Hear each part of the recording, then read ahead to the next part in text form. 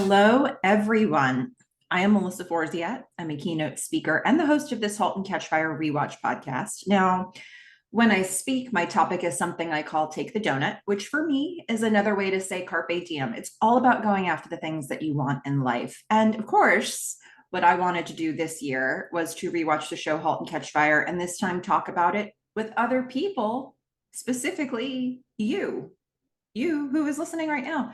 I am so excited to be on this journey with all of you. And today we're going to talk about season 3, episode 3. But before I get into that, I just wanted to remind you, in case you missed it, the most recent interview that I dropped this past week was with Jonathan Cho, who played Wonder Boy. He was one of the Mutiny coders. And we are continuing the wonderful tradition of speaking to guests from Mutiny and hearing, all that went into that. Obviously, Jonathan was in season 2, but we're also seeing him here in season 3. And so you'll get to hear all of his thoughts if you missed that one. But today we're going to talk about season 3, episode 3, which was called Flipping the Switch.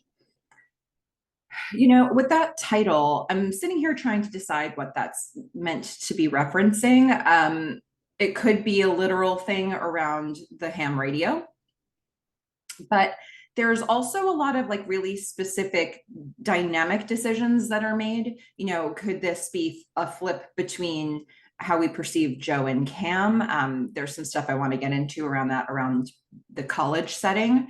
It could be something related to Gordon and Donna's relationship. It could be the decision that Ryan has made to go work with Joe. There could be a number of different things there, so I'm not sure if it's meant to sort of reference all of it or if there's something that sticks out for you in particular, but we're going to talk about Flipping the Switch.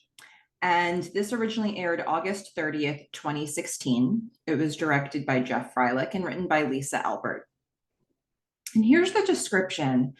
Bosworth and Diane head to swap meet in order to make their buyout offer, while an argument between Gordon and Donna escalates. Ryan is invited to Joe's board meeting only to find out that he has other plans for the distribution of Citadel.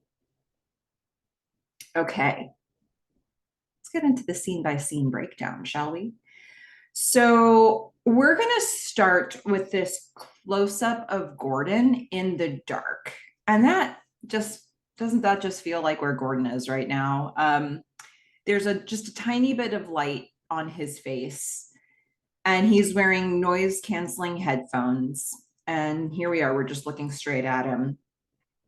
And ultimately he's speaking into his ham radio mic. So he says, CQ, CQ, is this frequency in use? We hear a bunch of static.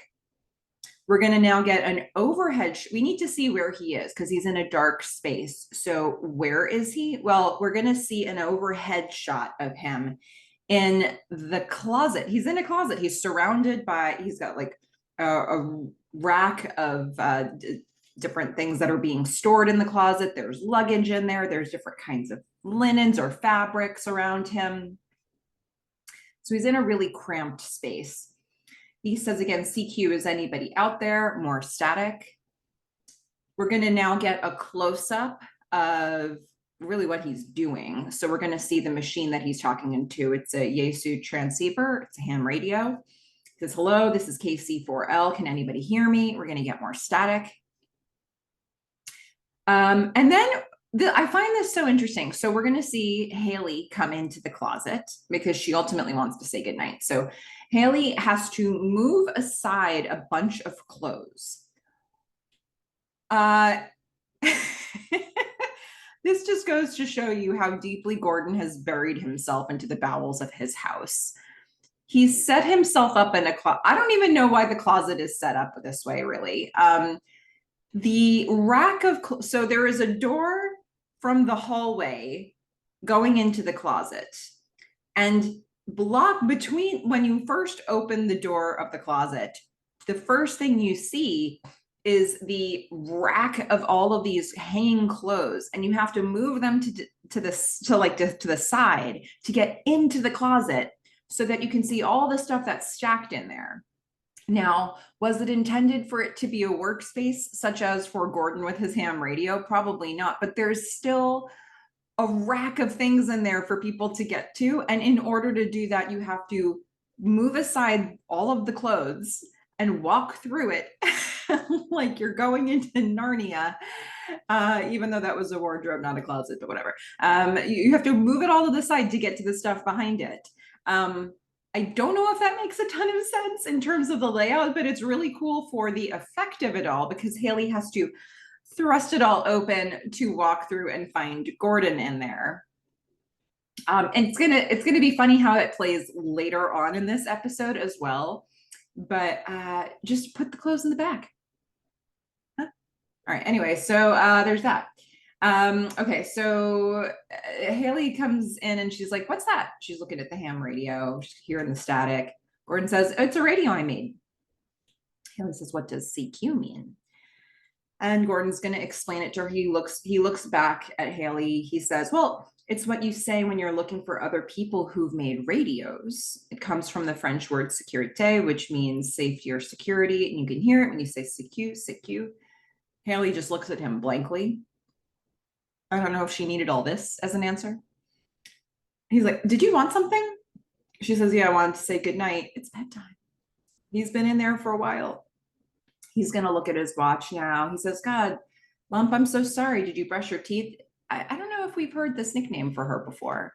I think that's the first time I'm hearing it. So she nods. He says he's going to be out in just a sec. She nods again. She starts to leave. And as she's emerging from the closet into the hallway again, she sees Donna, who's starting to walk through. And Haley's like, "Daddy's in the closet looking for people with radios." That makes sense. Donna's like, "Okay, cool." Gordon is now trying to fix the radio. So Donna's going to come in and see what's happening. So she pushes all the clothes to the side and emerges into the closet. She's going to grin because this is not as unusual for her as it is for Haley. This is a hobby that Haley has not seen before or doesn't remember having seen before. But for Donna, this is going way back. So Donna says, "That thing made it from Texas and the KitchenAid is still in storage." Gordon's like, "Are you really going to stand there and try to pass yourself off as somebody who used that mixer?" She laughs. So this is a familiar thing. It's not an unexpected thing for him to resume this hobby, but she does say, "Are you sure this is the best place for all of this?" He says, "No, I'm pretty sure it's the worst place for it, but since the place that I was going to use isn't available, I'm making do." Passive aggressive comment about Cam still being in the house. Clearly, he was thinking he'd use wherever Cam's staying as a space where he would set up his ham radio, or at least he's saying that now. So yeah, we're going to make this the most cramped, uncomfortable, unlikely spot for Gordon to set up shop.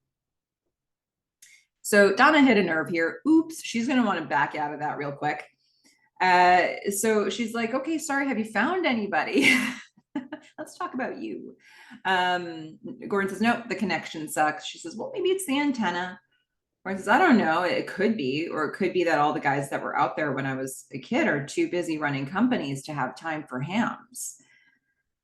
I mean, I think it's the kind of thing that you'd say when you're really doubting yourself, when you're thinking, "Oh, everybody's got better things to do than me."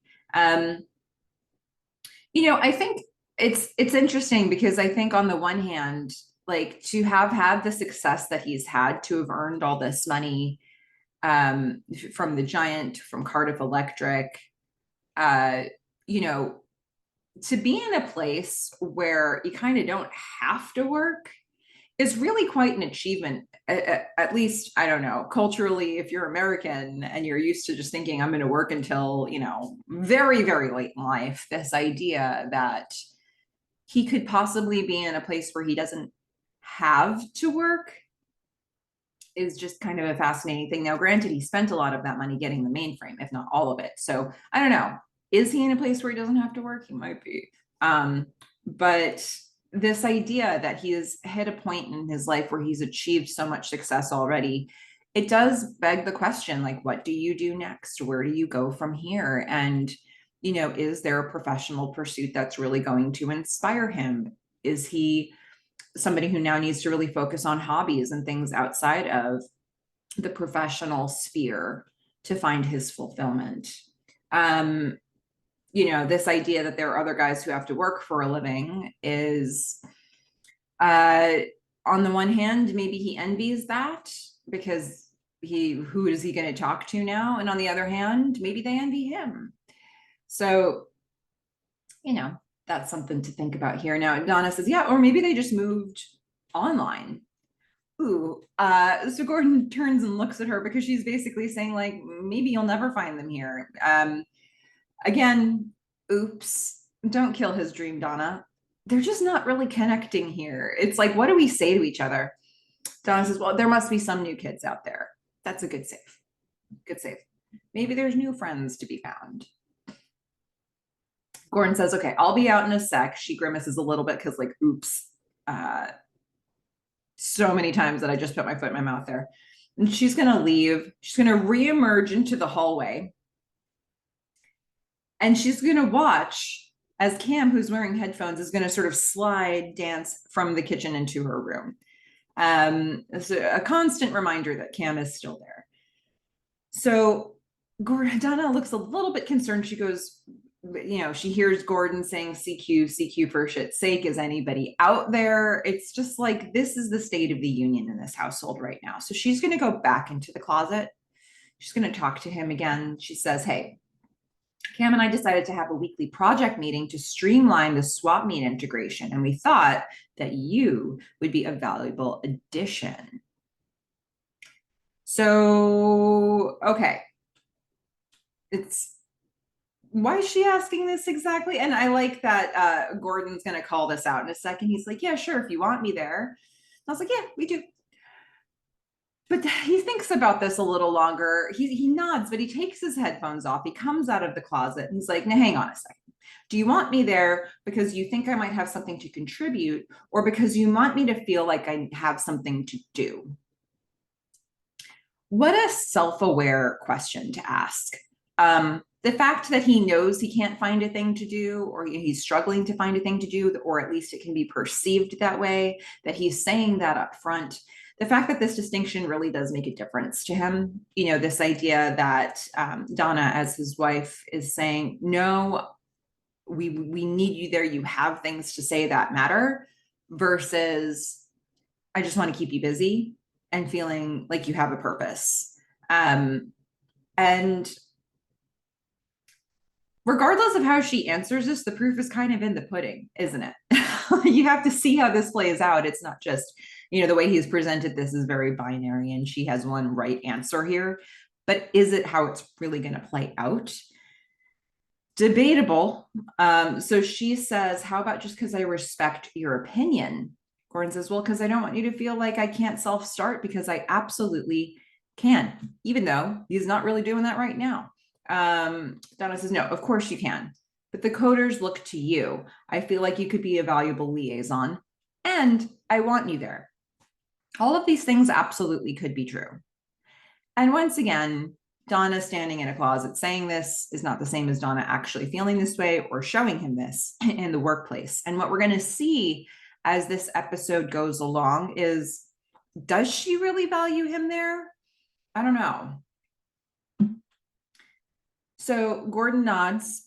He'll take this at face value. He says, okay, I'll be there. She's like, good. And he says, but anyway, I don't really have a choice because you're my ride to work. So if she's going in for these meetings, he's going to go in for them anyway. She laughs. She goes upstairs.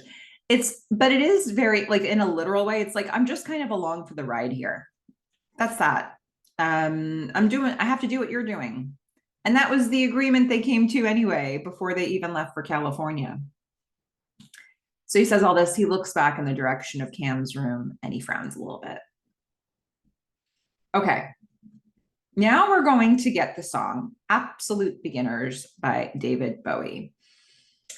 We are going to get a party scene at Joe's apartment, but this is shot in the most interesting artistic way. We get a number of really artistic shots here. Jeff Freilich and everybody who's working the cameras, amazing. what an interesting, we've never seen anything quite like the way this party scene is depicted. So we know it's a party. We start in on the party. You almost can't even recognize that this would be Joe's apartment. There's projections, light projections happening in the room. And so all different colors, just these rays of light in this dark space. Something I really like about season 3 is it's very, like I've called it moody and atmospheric. And part of the way they get there is the lighting choices, including this is sort of shades of what we see in the Mutiny office, where there's that big open space where all of the main, like the main office space where all of the coders are working. And there's that skylight. Obviously, they have to manufacture all this. I would imagine all of this is just a set and they've orchestrated how they're going to show these lights. But there's this skylight in this sort of in the center of the room that has this beam of light coming down in the Mutiny office. And because it's dark and a little bit dusty, there's always sort of like particles in the air, and it just makes it like there's a constant fog machine just in that center area. And I feel like this is echoing for me in this space where it's Joe's apartment, but they've got these lights that are shining around and throwing different colors into the room and onto the people and onto their clothes.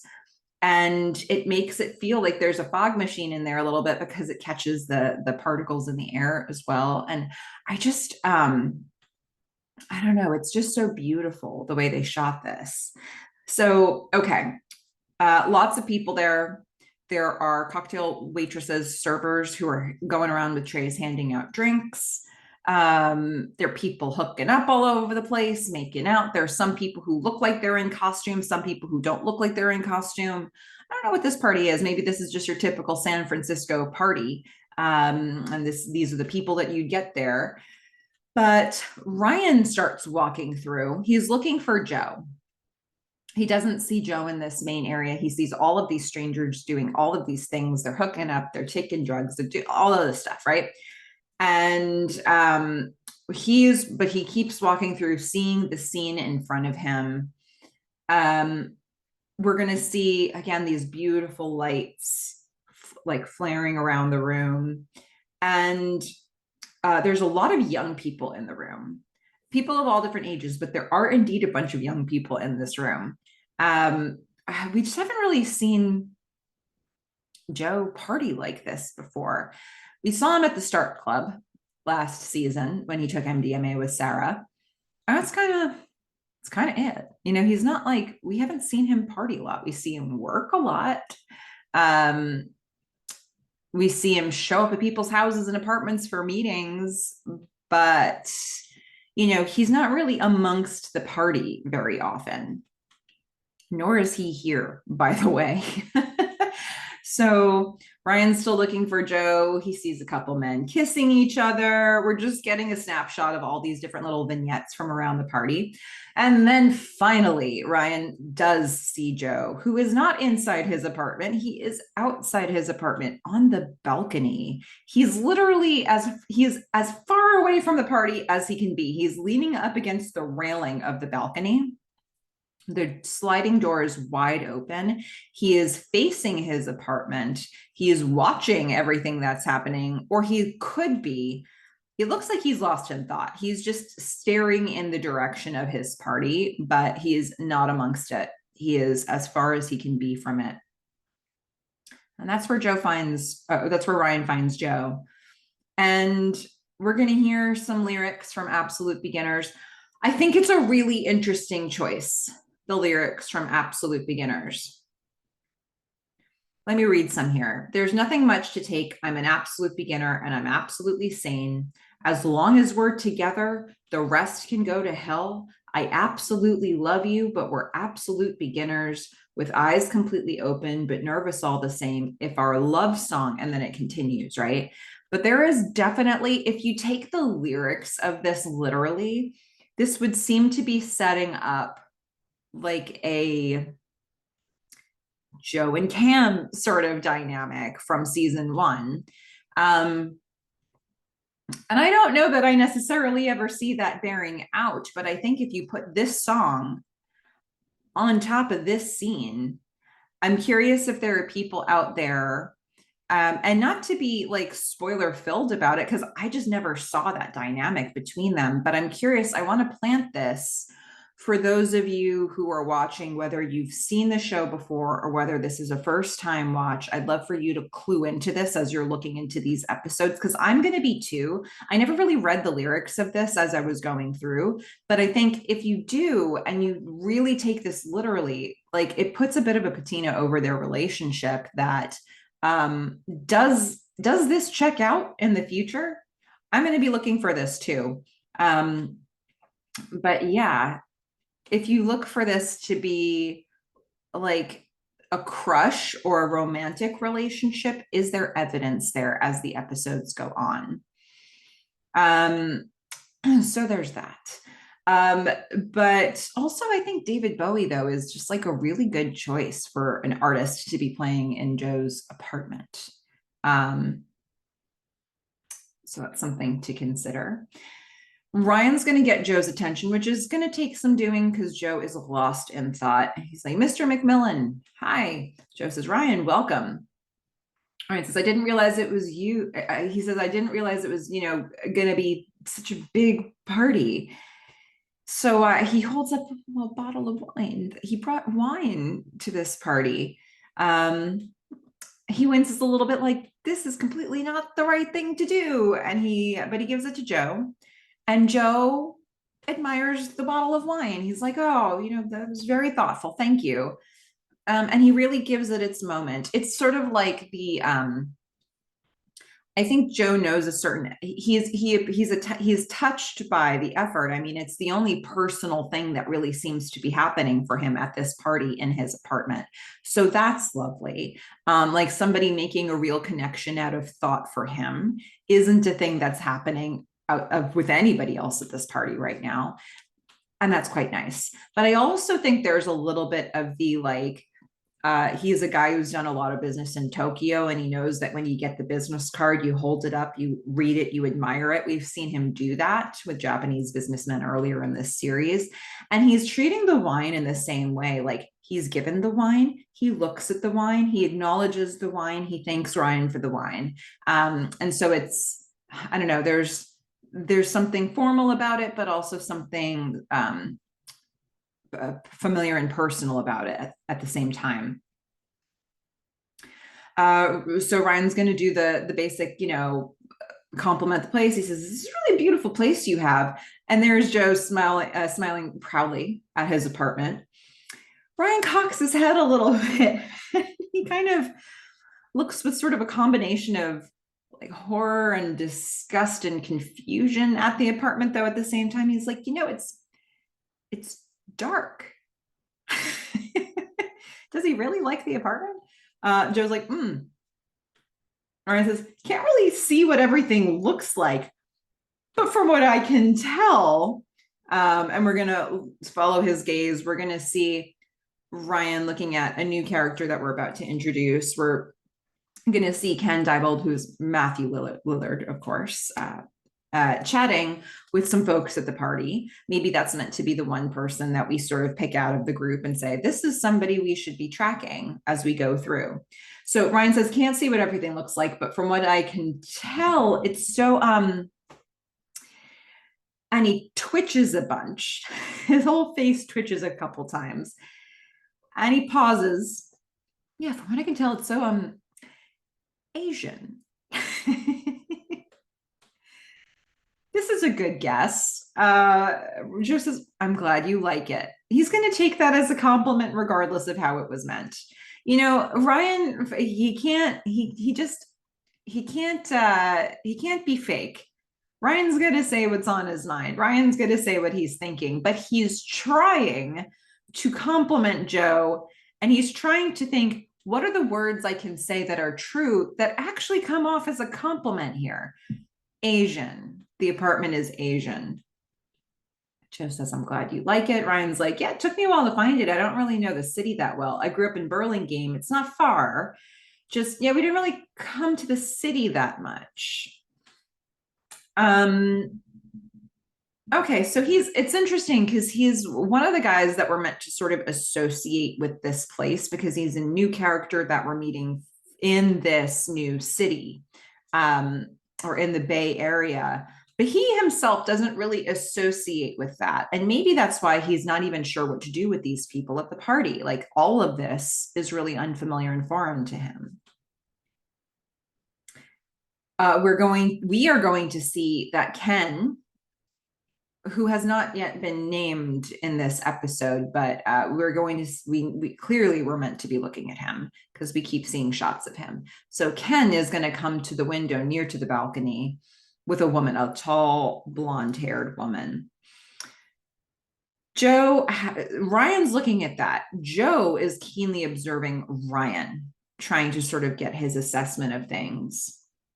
Ryan says, I really do like it though. I mean, look at it. It's just so, he's looking around the balcony, he's looking at the view. It's just so, Joe says, Asian.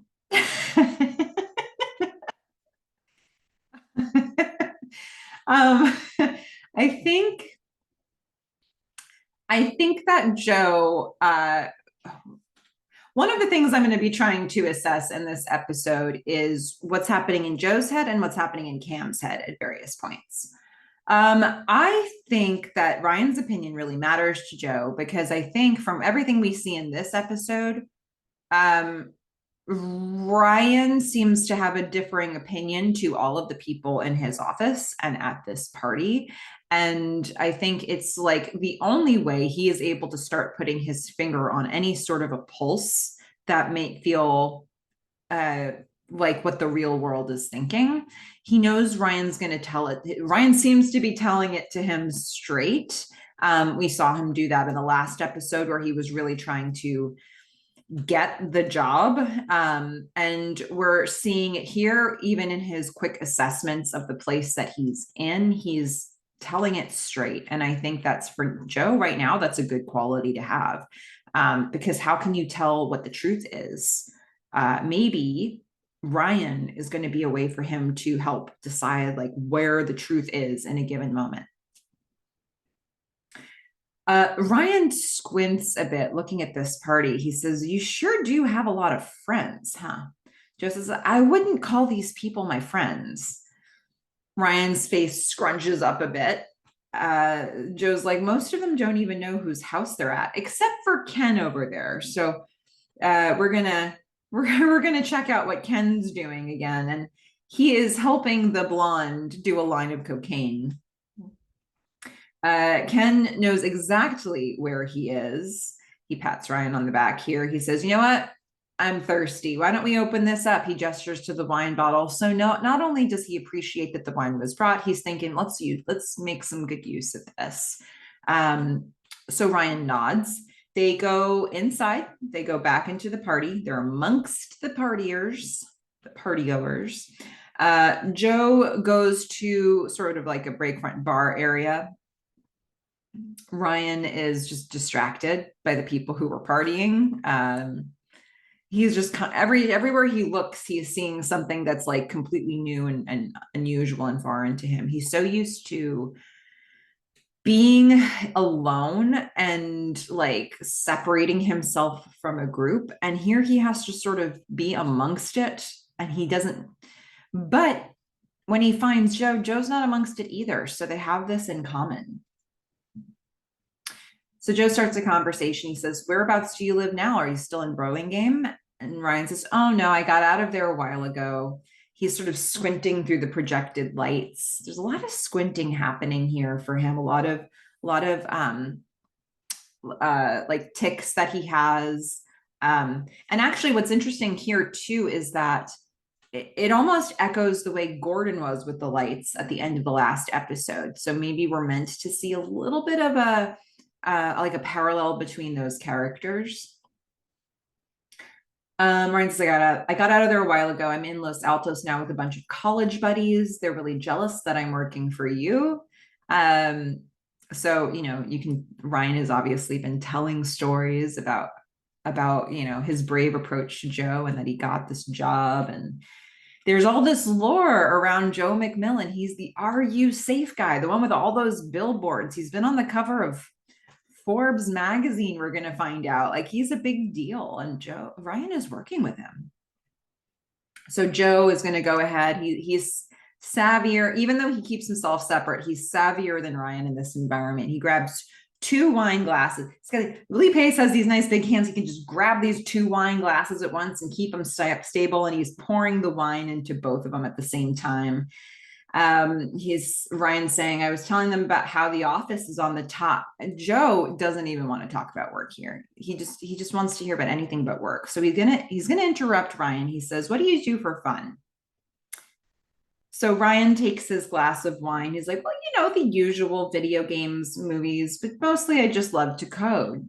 So his work is what he loves. It's an honest admission. And Ryan says, I can't tell you how curious I am to see what you have in mind for me. Based on how I assessed the last episode, I don't think Joe wants to hear things like that. I think he'd much rather that Ryan has big ideas and present them to Joe and inspire Joe with them, not have Joe do all this work around trying to figure out what the next big thing is. Because Joe doesn't know. He's got maybe like a creative block right now. And I think maybe he's hoping that the creativity will come from Ryan to like jumpstart things again. So if Ryan's going to say things like, I'm curious to see what you have in mind for me, it doesn't really get him anywhere. Joe says, you came to me, Ryan. It's like he's trying to empower Ryan to share all the things. What is this train you speak of that is coming our way? So Ryan says, yeah, I know. I have a ton of ideas. I'd love to show them to you. He looks very intent here, but like he wants to get it right. And I don't ever see him reacting that way with other people. He just says what he's thinking. But here it's like, what do I say to get this thing right? He says, I know the company is focused on user version 2.0 right now, so I'm just ready to pitch in. Joe smiles. He leans in. He says, is that what you think I'm looking for? There's a pause. Ryan just sort of shrugs. Ryan has not yet figured out what Joe's looking for, which is he wants a self-starter. He wants somebody who's going to present the idea.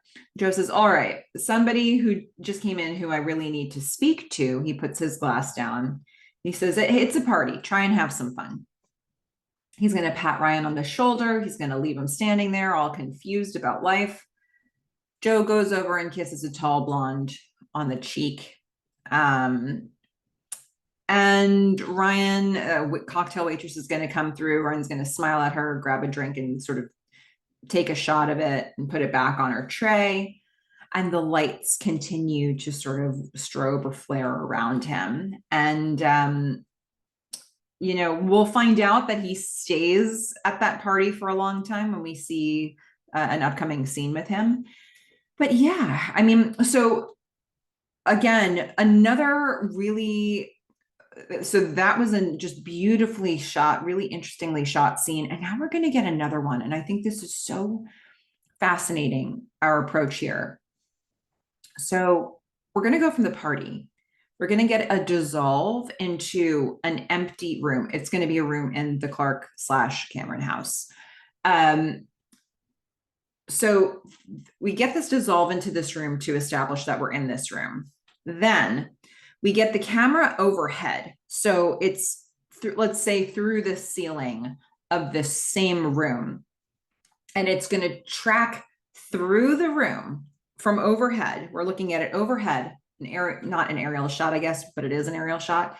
It goes through the ceiling fan, keeps moving through the room, tracks through a wall into the adjoining other room.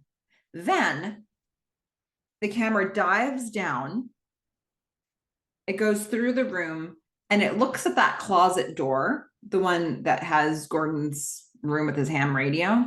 So the camera has dived down, and we're now moving through this second room towards the closet door where we're going to hear static from Gordon's ham radio. The camera goes through the closet door, and now we're looking at Gordon's ham radio. Gordon's not in there. We just hear the radio on. There's static. Wow. So interesting and inventive. And do you really need that? I just think it's fascinating. It's beautiful. It's artistic. I don't know quite how they shot this. Um, and just, I don't know, just beautiful. The artistry behind this. And I don't know, there's something about it that's very like omnipresent. It's making this a really active space, even though there's nobody that we're seeing in it. Okay. So it's like we're haunting this Clark house. I don't know. Anyway, so we're now going to get another camera shot. We're going to start on a low stone wall, and the camera's going to sort of track along it until we see Ryan going up the stairs. And apparently, this is the house that he's living in with his buddies. So he's going up the stairs. It's morning. He pulls the keys out of his pocket. He enters the house and he sees his roommate, who's still up in the living room. Ryan's like, "What are you doing up? It must be very early in the morning." This roommate, who I looked on IMDb, it looks like his name is meant to be Cy. I don't know that we actually hear that name at any point in this episode, but Cy is going to sort of nod to the side, and then the camera is going to reveal that Cameron is sitting on, a sofa in the same room. She's just been hanging out there with Cy awkwardly. Cam gives Ryan a disappointed look as he sighs. Cam says, "Joe McMillan, really?" She the way the camera is looking at her, she it's far enough away from her that she looks so small sitting in that chair, in that first view that we get of her. And maybe that's how Ryan's perceiving her as well. And then the camera gets a bit closer to her and she says, "Do you have any idea what you're getting yourself into?" Ryan says, "Well, I was hoping to learn something." Cam says, "Look, I know you must be feeling real special right about now. Joe's great at that, but trust me." So she stands, she walks a bit closer to Ryan. She says, "He will burn you." And Cam is giving the caution that those of us in the audience might also give to Ryan. We don't really know what Joe's state of mind is right now. What we've seen him do, and we've seen what he's done in season 1 and season 2, and he can cause some destruction. And Ryan seems to have only partial information about what Joe's all about. And she's trying to give him these words of wisdom, this cautionary tale. It's like, don't be another me. She says, "He will burn you." Ryan says, "Look, I know I should have probably talked to you about it." Ryan starts walking away from her. She follows him out of the room, and Cy follows her out of the room. He wants to hear every bit of this. Cam says, "He did it to me. He did it to Gordon. Even Donna, the nicest woman on the planet, doesn't speak to him anymore. You think you're going to be any different?" It's interesting to me that she calls Donna the nicest woman on the planet, because she has had her share of conflict with Donna. And so what an assessment to make, that like this is how Cam describes Donna to other people. Donna has an edge to her. She has a bite to her, but she is still, in Cam's eyes, the nicest woman on the planet. So now she says, "So you think you're going to be any different? Like, this is how he's been with everybody else. You think you are going to be so different than all of these other people?" So Ryan is, he's sort of hearing all this. He's taking off his jacket. He's getting comfortable. Cy is listening to all of this. I think he's probably very curious about, look, Joe is a celebrity figure. Ryan is working with him, and now there's this person coming in. Ryan's boss comes to his old boss comes to his house to find him and talk with him and caution him. This would be such a spectacle if you're Cy in the situation. Ryan says, "I don't know, Cameron." He throws his jacket down. Cam's like, "Listen, I get it. I really do." She really does. "And I'm willing to give you a pass just this once." Ryan stops. He turns. She'll welcome him back. She's come back to Mutiny, be part of something real. Ryan says, "I don't even think the guys would have me back." Might be true. Cam says, the guys will deal if I tell them to. Ryan just does not look like he's going to say yes here. Cam's like, well, what do you say? And he looks away from Cam. Joe has just been too intoxicating. I mean, there's too much of a mystery box element about him. There's nothing at Mutiny that felt maybe worthy to Ryan. Like he was just so the smartest person in the room, even with Gordon. Is he smarter than Cam? I don't know. I don't know if he feels that he is, but Cam would not listen to him when he pitched. Donna would not listen to him when he pitched. Buzz would just defers to Cam and Donna. Gordon maybe is entertaining his ideas, but doesn't even really seem to like he wants to simplify them. Ryan has so much more potential than that, he feels. And Joe is challenging him every step of the way. He cannot figure out Joe. Joe is always doing things that are unexpected. And maybe it's nice for Ryan to be stimulated in that way. And so he's, I have to say, I think like he takes Cam's words with gravity, but I think he also knows he's got no other choice than to sort of pursue this Joe thing. So, Ryan looks away from Cam. Cam's like, okay. She starts to walk to the door. She says, you just made a really dumb call. She leaves. And I think it's less about her feeling offended that Ryan chose Joe instead of her.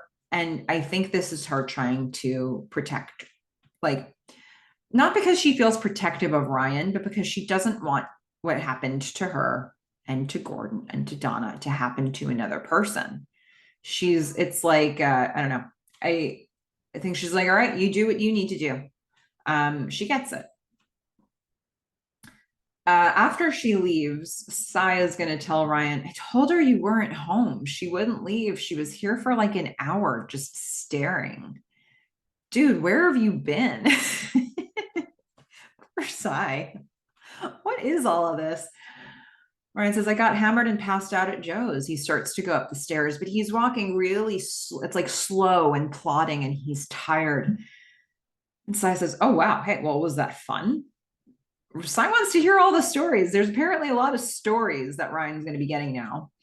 Ryan just looks tired. He walks up the stairs. He says, I don't know what the hell it was. I think when I hear him say, I don't know what the hell it was, I think, Cam just gave him this caution. I don't know that he thinks she's necessarily wrong. I don't think he's not hearing her. I just think he has to do it anyway. He doesn't know what he's getting himself into. He really doesn't. He's going to get all kinds of red flags here. But it's just too compelling. All right, let's go to the mutiny office. Gordon is behind a desk with a big, let's see, actually, he's not behind a desk. He's at the end of a board table. There's a big framed mutiny sign behind him. I love this sign. It's got all the team's signatures on it. So Gordon is in a meeting, one of these meetings he's agreed to go to with Donna and Cam and Boz. Gordon says, okay, that makes absolutely zero sense. All right, we can see how well these meetings are going just by how this opens to us. So there's this conference table that they're all around. Hey, there are donuts on the table. Woo! And they're going to play in this scene, by the way. Well, I'll get to that in a second. So Boz is sitting on his desk. Oh, he's holding a teacup. Cam and Donna are at the board table. Gordon's at the end of that table, or the head of that table. Donna says, well, we thought it made a lot of sense. Gordon's like, well, you guys are the heads of the company. Of course you should be the ones to bring the offer over to swap meet. Cam says, Gordon, it's a formality. Boz can do it.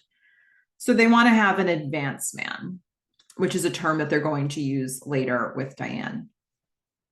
Gordon says, it's not a formality. It's about perception. And the people that you're buying, Cam glares at Donna and Boz where he says this. The people that you're buying, especially since they're coming to work here, need to view you and Donna as the ones in charge.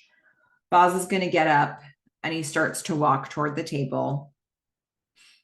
It's worth noting, look, Gordon did run a company. He was, the one running Cardiff Electric for that last bit of time when they came out with the Giant Pro. He's seen how Boz did it. He's seen Nathan Cardiff in action. He's seen how Joe's done it. And he's seeing a different model here, I guess, is what he's looking at. But is he really? I mean, this isn't a direct analog to any of those other situations or a direct correlation to those other situations. So I don't know, maybe he knows how he would have done it when he was managing Cardiff Electric, but this is a different situation. So he's presenting his view, but it's not what Donna and Cam want to do. So Cam is going to say Gordon, and she's annoyed.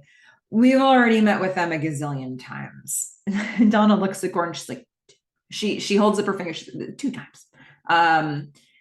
We've had lunch, we've had drinks. They know we're in charge. God, if I had it my way, they'd just send us the discs and we could call it a day. She does not want to work with these guys. All she really wanted to do was to run exchange. And if the road to get there has to go through swap meet, so be it. But she doesn't feel like she really needs these people. Okay, so and by the way, last time she partnered was with Tom, so there's that. So okay, Donna says, okay, look, it's dropping off an envelope. She goes to the boss. You don't mind doing it, do you? Boss is like, well, do you want to make it sound any less important? She leans back and says, I'd be happy to do it. She says, thank you. Where it says, okay, so the whole company is going to bend over backwards because she can't get over herself. Cam can't believe he said that. The tension between Gordon and Cam here, he's like, get out of my house. Donna says, no, I don't think it's a good idea for us to go either.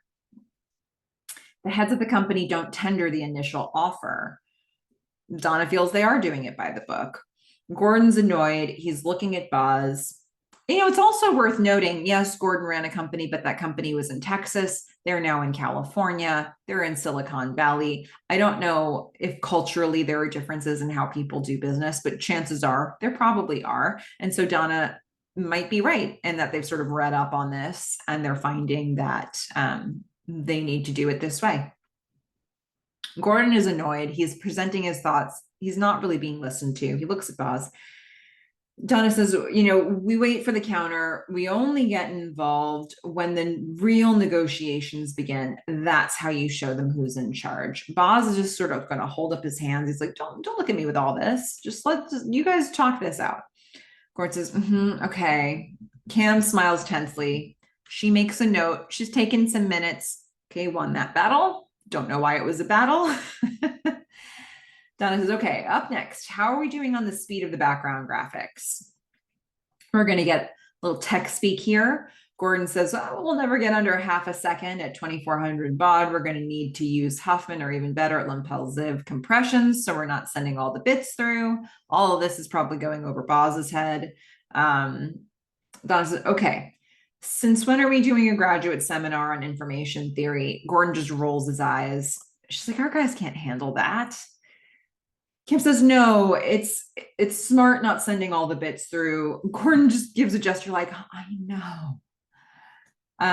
She says, we preload the most common backgrounds on the diskettes users already have and just send the catalog numbers. And Donna agrees with her. She's like, okay, so just send the index to the scene. I see that. That's good. That's good, right, Gordon? That's good. It's fine. Your idea was good. No complex coding. But now Gordon kind of has to fight it. So Gordon's like, well, you'll have a limited set of images and the user will get tired of waiting for the same old. But yeah, it's great if you guys want to do that. Great. So once again, when Gordon presents an idea about how to operate the business, he's not being listened to. When Gordon presents an idea about how to do the technical work, he's not being listened to. Cam presents an idea and Cam validates his idea and suddenly now it's being listened to. So it's like, what can he contribute in this room?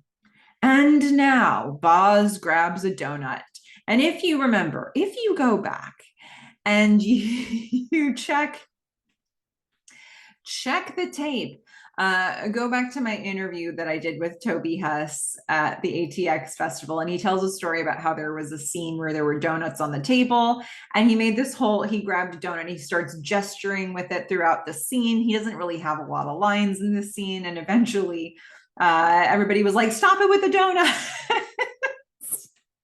What are you doing with the donuts?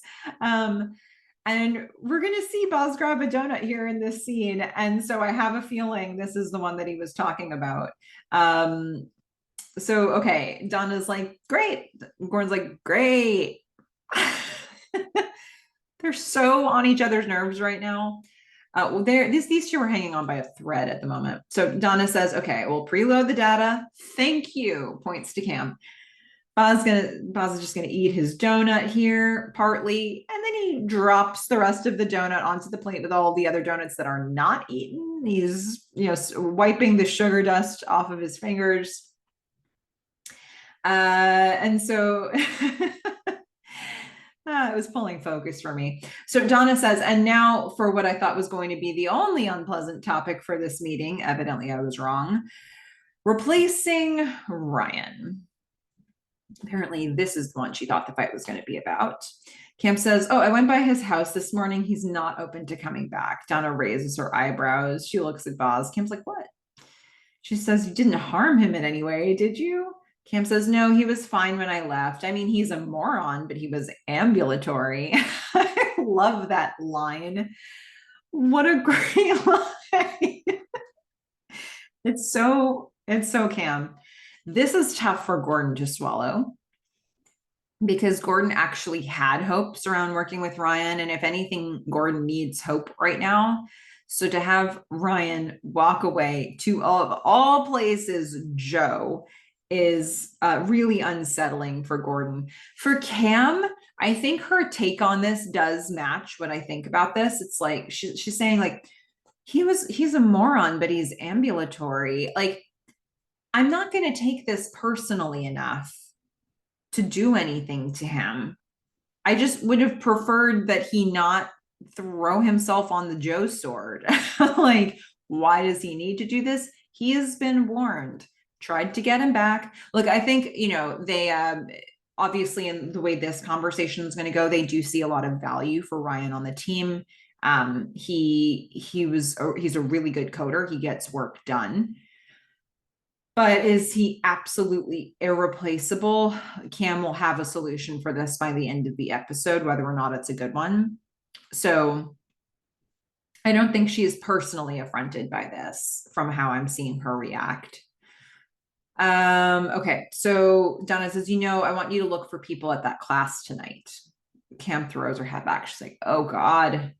Donna says, look, I'm already covering for you at this lunch, and don't complain about being asked for by name by the next generation of coding talent. You should be very flattered. So she was invited to guest lecture at a college. And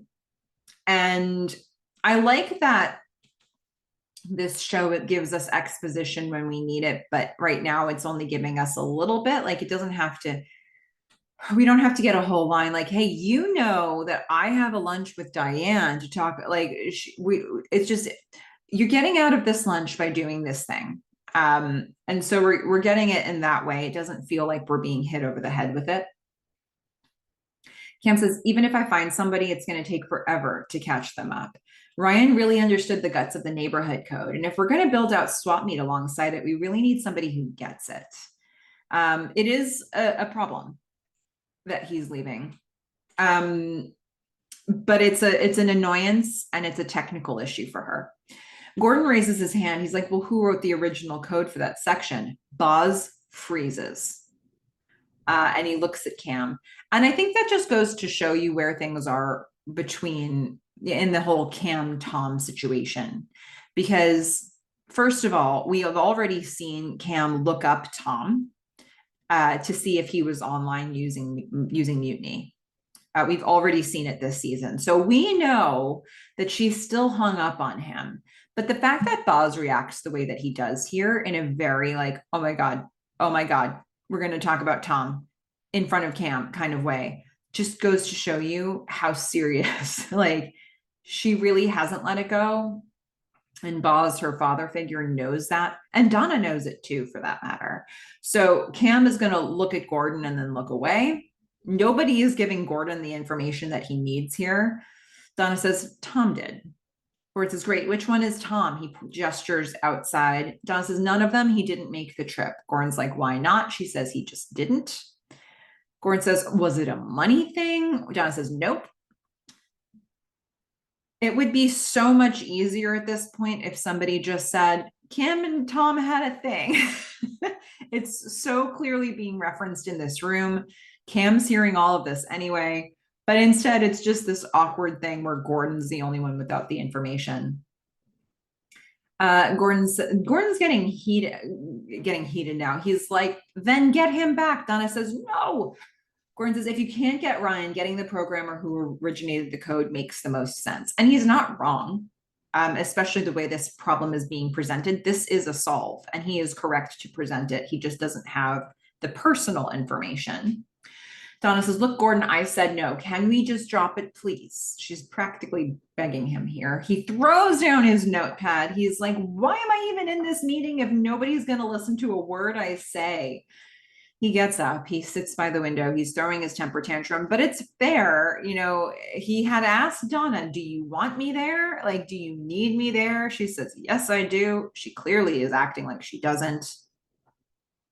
Donna says, we're listening. We just are simply disagreeing. Nobody has actually vocalized anything except for Donna here. So Gordon's like, no, Donna, you're disagreeing. Donna says, because you are opining on subjects about which you do not have all of the information. Gordon says, I am opining on subjects on which I am fully informed.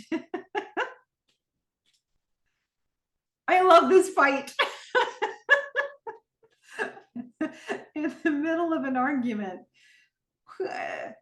You are opining on subjects. Who uses opining in the middle of a fight? I guess this is what happens when you fight in a professional setting. Gordon looks at her, he snaps, he kicks the door. He's like, oh, damn it, Donna. Her eyes go wide. He's like, you know what?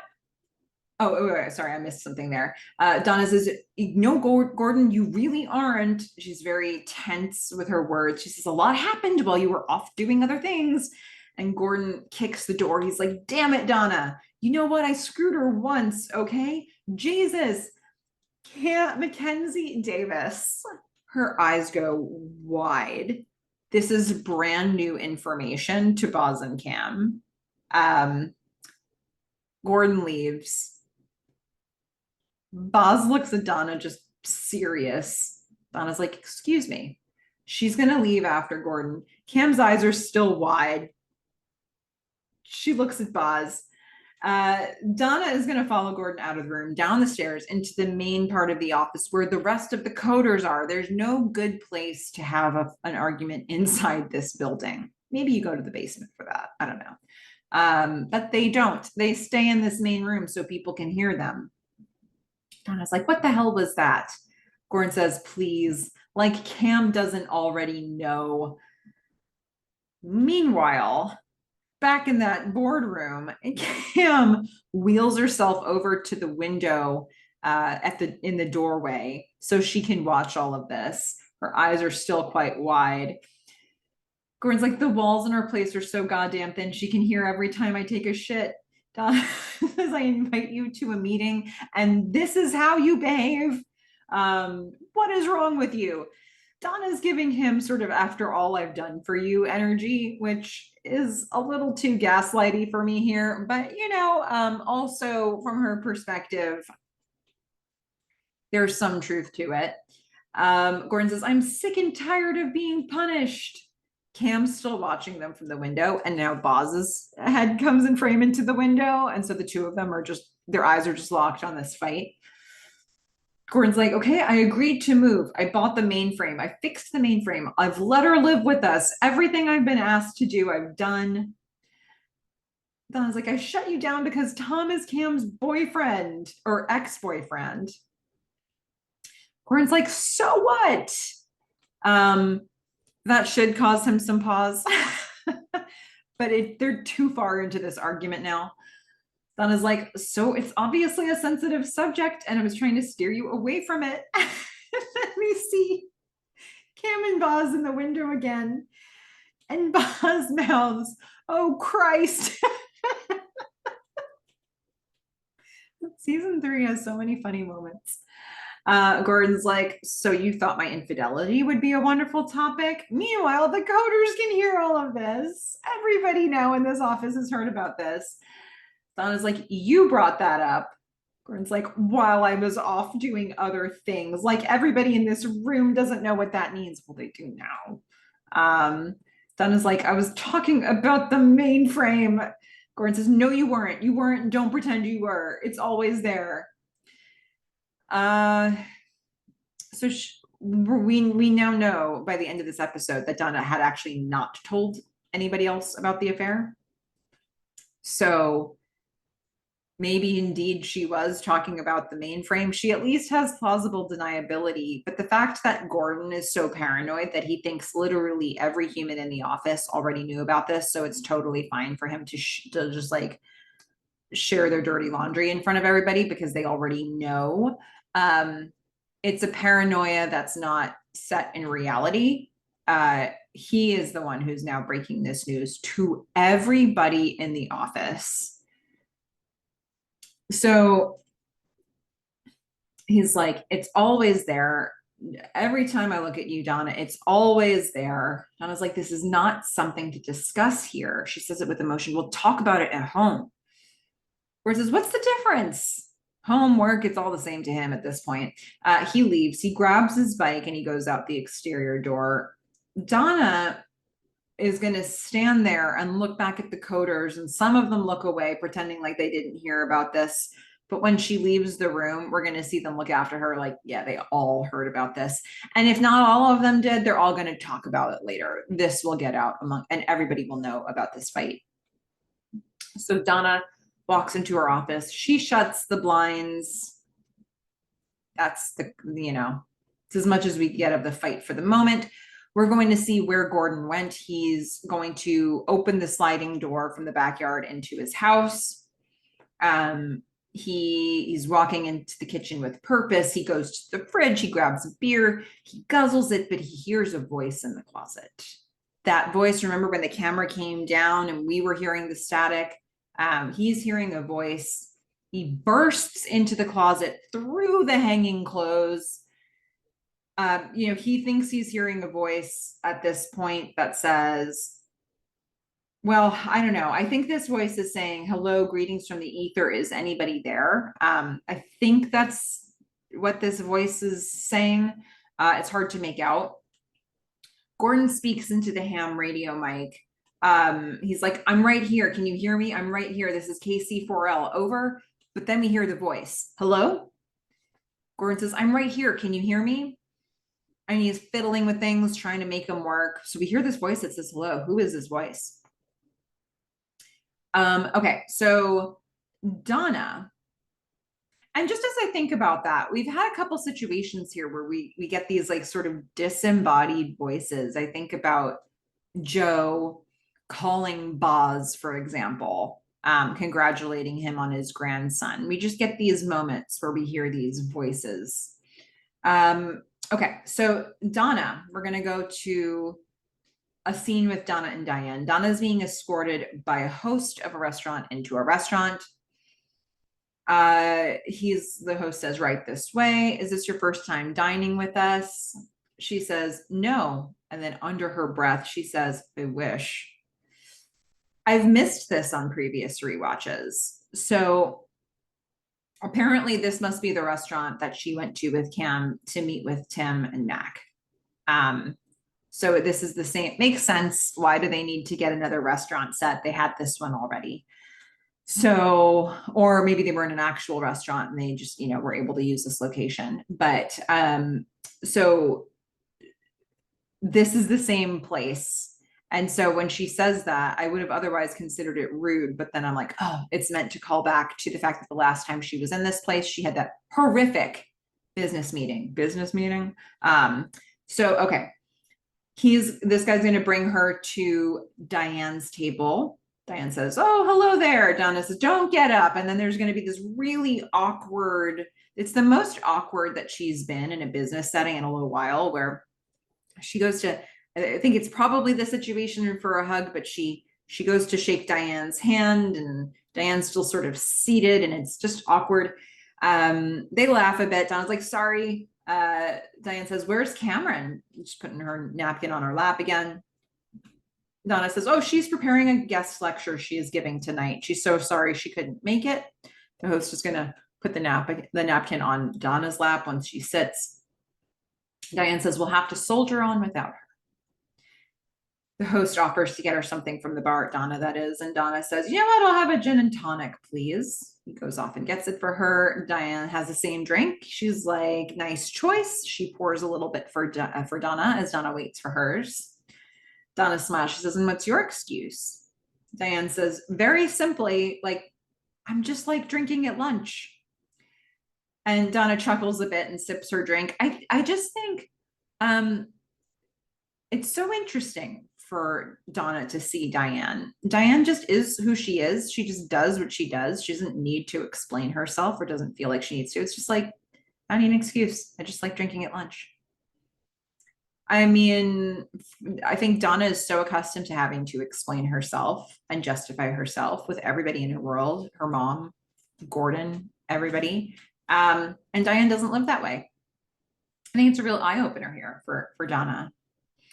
Diane says, "Okay, so the official swap meet offer is happening today." Donna says, "Yeah, John Bosworth is taking it over later this afternoon." Diane's like, "Exciting." She agrees. Diane says, "Will he go over with you and Cameron?" Donna says, "No, he is our advance man." Diane looks a little skeptical about this. Donna says, "He's taking care of it." Server comes over with a menu for Donna, invites them to order. Diane says, "The usual, Jason." And then she turns to Donna. She says, "The chicken paillard, it's thin, crispy, and somehow still juicy.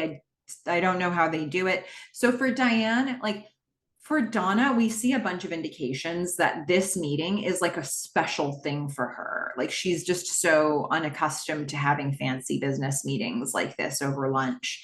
And the last time she tried to, it went horribly wrong over dinner. So, Diane's really showing her some ropes here. Like, so for Diane to be like, "No, this is just my world. This is Jason." Like, "I get the chicken paillard. Jason already knows that. Here's why I like it." So Donna says, "Okay, I'll try the mushroom risotto." I like Carrie Bechet's choices here. She stumbles over the word risotto here. And then later when she's talking with Boz, she calls it risotto. So she's like, there's been a learning curve between this moment and when we see her retell this to Boz. She sees Diane's ring. And so the waiter walks away and she's like, "You still wear your ring, huh?" Diane says, "For work." Donna says, Diane says, "Men can't seem to handle the idea that sexual availability and business acumen can exist in the same body. It simplifies things." Donna takes a little drink there. She's like, Diane says, "So when you say John Bosworth is your advance man, what exactly do you mean?" So maybe this isn't customary for San Francisco business. Maybe Gordon was right about that. So we're going to get a Joe scene now. Joe is going to walk through Macmillan Utility. He's going to walk through the main office. He's listening to music through his headphones, a very Cam thing to do. A lot of people wearing headphones in this episode. Pretty much everybody but Donna wears headphones in this episode. He's listening to war songs. But the workers are watching him as he walks. I wonder how often he walks through the floor, the main floor, because people are just staring after him as he goes. But has he ever really had somebody he wanted to talk to as much as Ryan? So Joe is looking for Ryan. We see Ryan.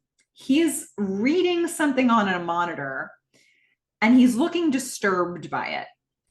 Joe is going to come up to him and takes off his headphones. And the really funny part about this is that Ryan is not in his cubicle. He's not at his desk.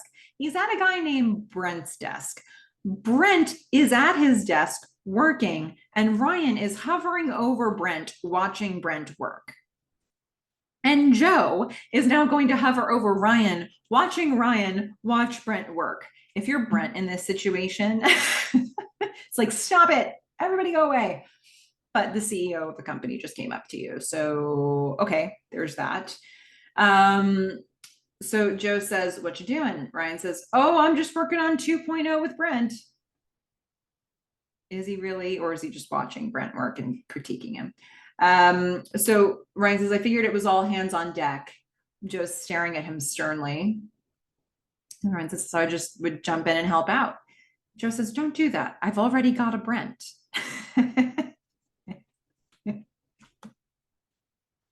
Poor Brent. Joe says, that's not what I hired you for. So he walks away. He puts his headphones back. He was just going to check up on Ryan and be disappointed by him. So Ryan now runs after him, annoyed. He's like, hey, excuse me. And then he runs in front of Joe and he waves his arms to flag him down. And Ryan is so much shorter than Joe. And so he has to really like stretch to show him that he's there. Ryan says, hey man, why did you hire me then? Like, explain yourself. Joe says, I'm beginning to wonder that myself. Joe walks away. Ryan just grimaces and he walks back to his desk or Brent's desk. I don't know. I mean, Joe just hired Ryan. He just threw him into a cubicle. I don't know that Ryan's gotten any kind of an orientation from anybody, because why is Ryan there? Normally you get some kind of orientation. Somebody might tell you what your job is. The only person who could tell him that is Joe. So Ryan's appropriately frustrated by this. But the problem with this particular hire is that Joe hired Ryan to be his muse. Or to literally come up with the idea that they would run with. So Joe assigning Ryan to tasks and getting people like Brent to educate Ryan about what they do at this company is literally the opposite of the point why he brought Ryan in. He's hoping that Ryan's just going to, like, whatever inspired Ryan to take all that initiative to make him go find him when he was surfing, to set a 9 a.m. meeting with him every single morning. Like, what is it that Ryan said he has ideas? Share one. That's what Joe wants, but I can appreciate why they're both frustrated in this situation. It might have helped if Joe could just say, seriously, man, you're here for the ideas. Like, share one. But okay, so now we're going to go to Gordon. Gordon is having a heart-to-heart in the closet with the voice on the other end of the ham radio. And Gordon's like, I didn't know what I was getting myself into. We now see from outside the closet we're in the hallway, the doors of the closet are open, and the entire rack of clothes that you had to get through to get into the closet is now on the floor, turned over outside in the hallway. Makes sense. I would have done the same thing. I mean, it's a desperate move. It's a radical energy that Gordon brought to that ham radio. But also, why on earth would you have all of those clothes blocking your way into the closet? Okay, so there's that. All right, so Gordon's saying I didn't know what I was getting myself into. And I wanted to fix things so bad, but I don't know. She just doesn't seem to want me there. I mean, she says she does, but that's what she thinks I want to hear. We're going to hear the sound of a door opening in the house. And Gordon's like, oh, wait. He pushes a button on the ham radio. He's like, Donna. And then he whispers into the ham radio, that's my wife. This is Casey Forel signing off. Gordon basically falls to his knees in the closet. He's like, hey, Donna. Cam comes into frame, not Donna.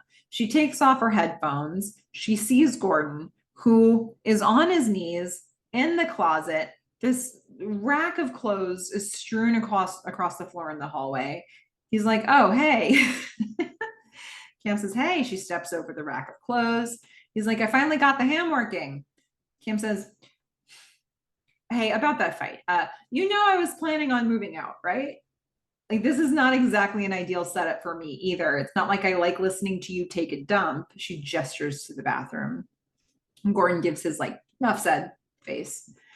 Cam says, just for the record, Donna never said anything to me about whatever problems you guys were having. She would never do that. And she walks away, sort of stepping over the rack of clothes. Oops.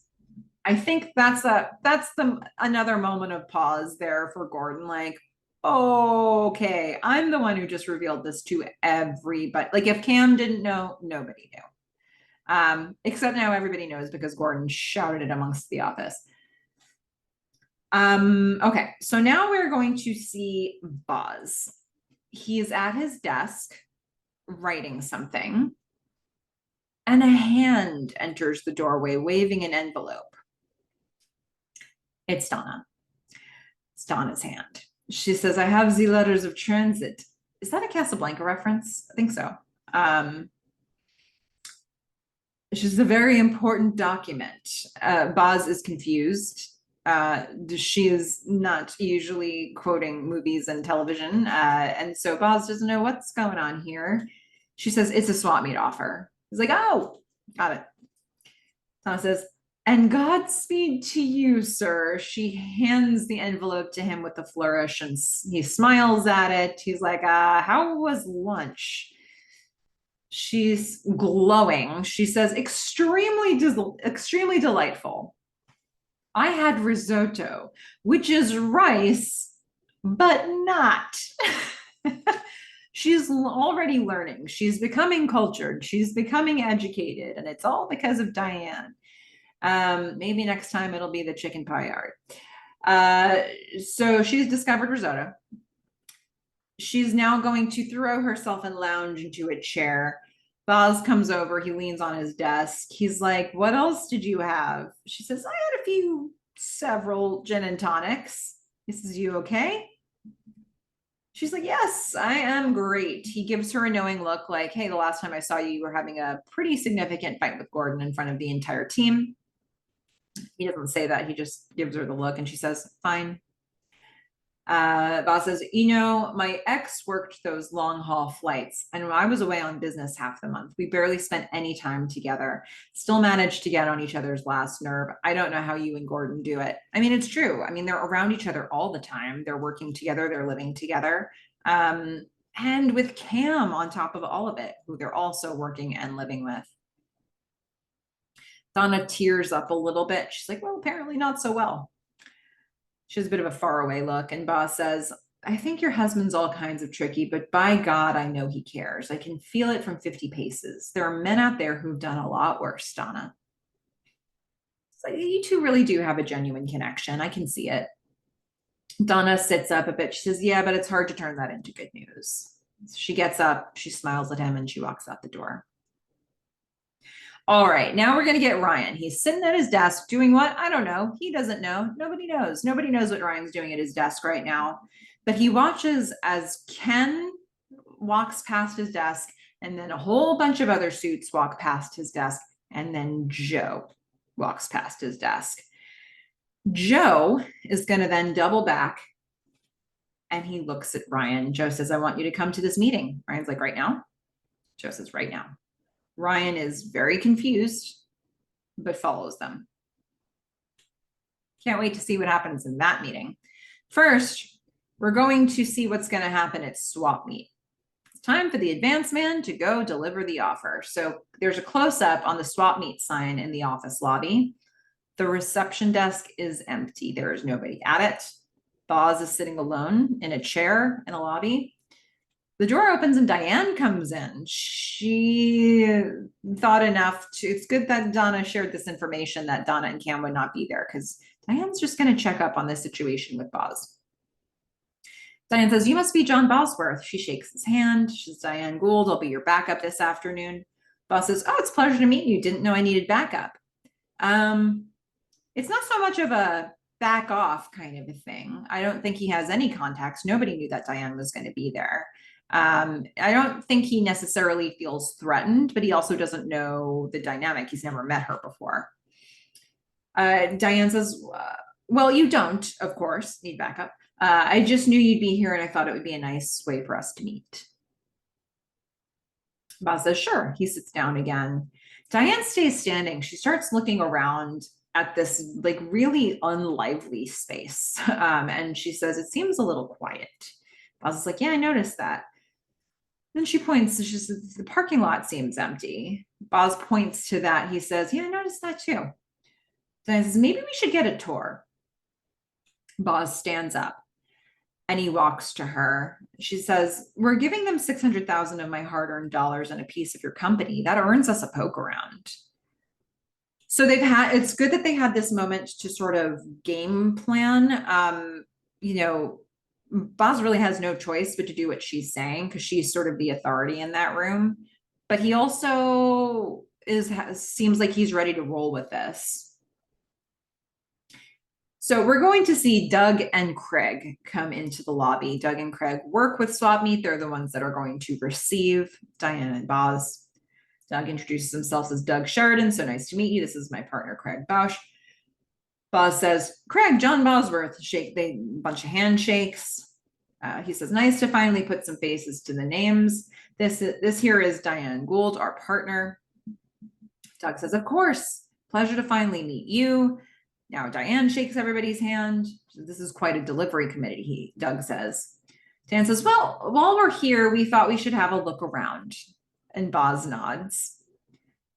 Craig and Doug exchange looks like, uh-oh, she said it. Doug says, oh, of course. Craig gulps. There's just a visual gulp that he makes here. Doug says, sure, welcome. Boz and Diane look at each other. It's like, ooh, there's an energy shift. They didn't want these two coming in through the office area. Doug is going to lead them into the main office, which is pretty dark. There's a couple lights on. There are some sort of like desk lamps on. It's very like energy saving sort of a situation happening here. Hardly anybody is there working. It's quiet. Doug says, we pulled a pretty epic all-nighter last night, so we're kind of down to bare bones, but you should be able to get a sense of the place. Boz and Diane look around. There's not much to this place.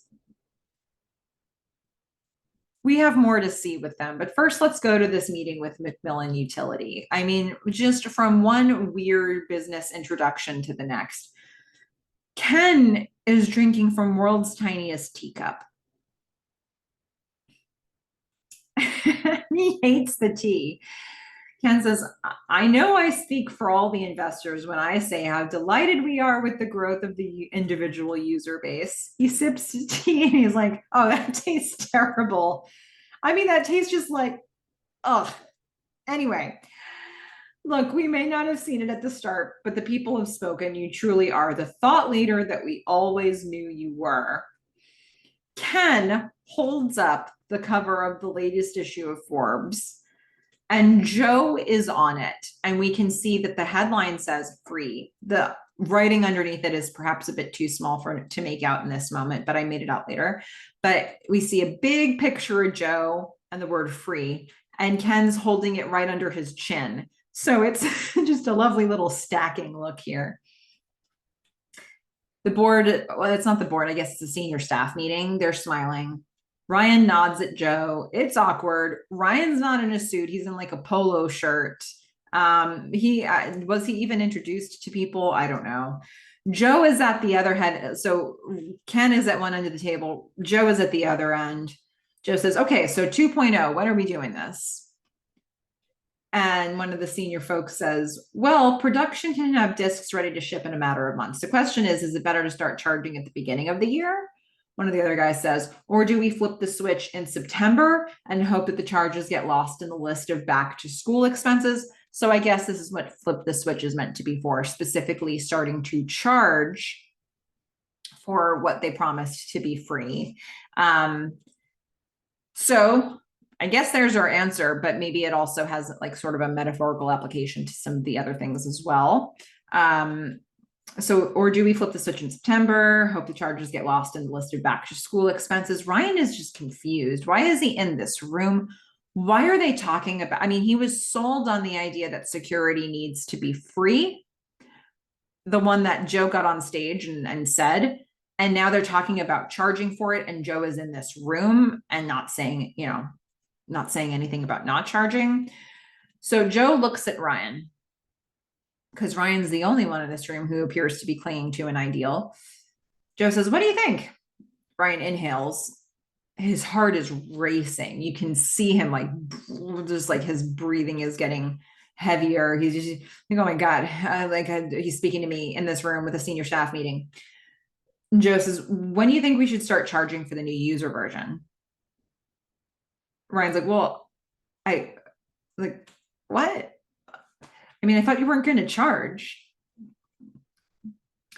Joe stares at him, and then he frowns a little bit, and then Ken laughs. I think Joe was hoping that Ryan was going to get all indignant, like he's seeing Ryan do.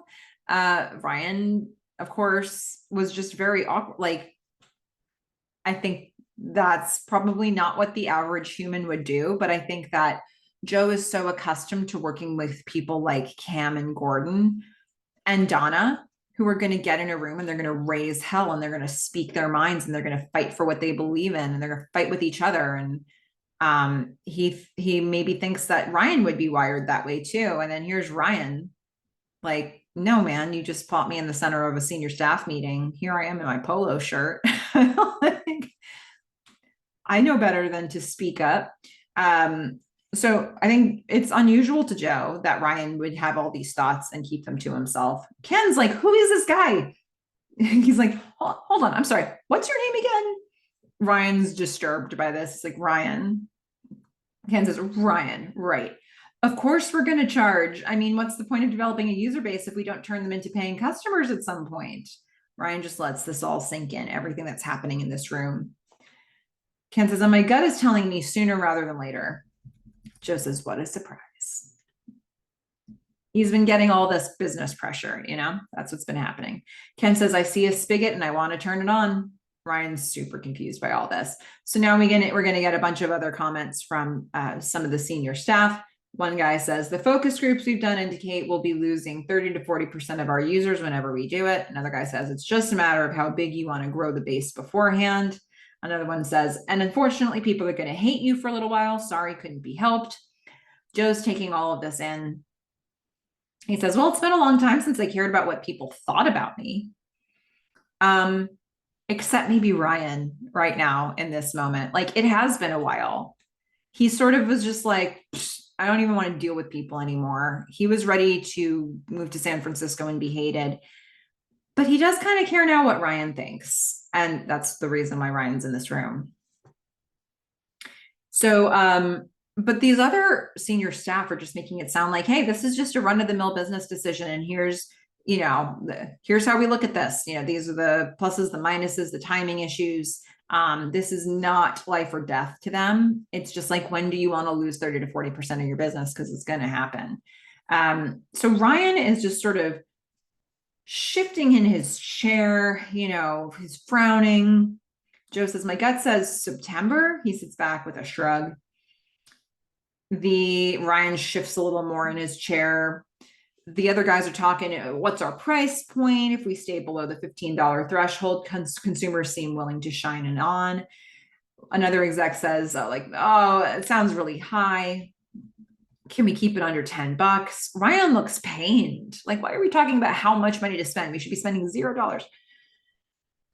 The exec says, well, no, the fact is, for a one-time annual expense of this kind, Joe just says $14.95. He just throws a number out there. Ken is very pleased with this because Joe apparently is caving for the first time. Ken's like, yes, that right there, that has my vote. Yes, please, raises his hand. Joe speaks softly to Ryan. He says, what do you think? Inviting Ryan to be there's a train coming voice. He wants that energy back from Ryan, but Ryan is an absolute wallflower here. He's at a complete loss. He's like, yeah, I guess $14.95 sounds good. He gives a slight nod to the execs. He gazes at Joe. Joe's brow just furrows. Like, how is this guy not Cam and Gordon? I thought this was another Cam or Gordon. He leans toward Ryan just a little bit like, is this what he's really saying? Ken, I love Matthew Lillard. Ken's like, well, if Ryan's on board, huh? Who is this guy? Says Ken. Joe holds Ryan's gaze a little longer. It's like, he's not saying what he thinks. Joe says, all right, well, that's it then. Come September, we're charging $14.95. All the guys pick up their papers. They start to leave. Ryan stands and he rolls his chair back into the conference table and it slams against the table. They all leave except Joe stays seated, just taking it in. Ken also stays and he walks toward Joe. He drops the Forbes magazine in front of Joe and he says, you okay? Joe smiles, yeah, of course. Ken says, look, I know it tastes bad, but this is the right move. Joe nods. Ken says, I promise you, all right? He pats Joe on the shoulder. He gives him a little thumbs up, and then he's going to leave Joe sitting there ostensibly for like a long time because he's still sitting there later when Ryan comes back to him. Joe looks down. He's now alone. He looks down at this Forbes magazine, and it's his face. And the in big letters, it says free with a question mark. And underneath that, it says Macmillan Utility promises to make antivirus software accessible to the masses. He just stays seated in his chair and he looks out the window. And I don't know. What is happening in Joe's brain right now? I'd like to explore that as we get a little further into this episode. So first, we're going to get a knock on Cam's bedroom door. It's Gordon. Gordon says, can I come in? She says, what is it? He's going to open. They have like louver doors in there. There's a lot of space saving techniques happening in this house. She's writing something, probably prepping for her talk that night, her guest lecture. He says, hey, I just wanted to say that even though it does make perfect sense to hire the person who wrote that code, I didn't realize that was somebody you had a thing with. So if I seemed insensitive earlier today, I'm sorry. Cam says, okay. And he starts to leave. And she says, just so you know, Tom and I wrote that code together. Just so you know, FYI, it wasn't all him. I think it is important that she says this here because otherwise this is flashing him back to the fact that Gordon just wrote the antivirus program that Joe is using for Macmillan Utility. So Cam is like, it's not another repeat of that. Gordon says, okay, I hope I didn't make you feel like living here is the cause of all our problems. Cam's a little like cautionary here. She's like, you're not going to start talking about your wife, are you? He's like, no, I'm not. She says, good, because I just don't think I can handle that.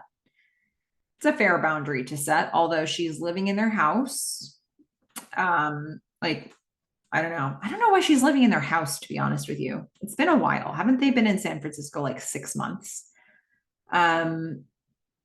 Anyway, so Gordon says, look, I still don't think we should all be living under the same roof, but obviously there's something else going on. That's all I wanted to say. She nods. She says, so when are you guys moving out? Gordon's going to laugh. Cam's going to laugh. Gordon says, Jesus, you got every goddamn mug in the house in here.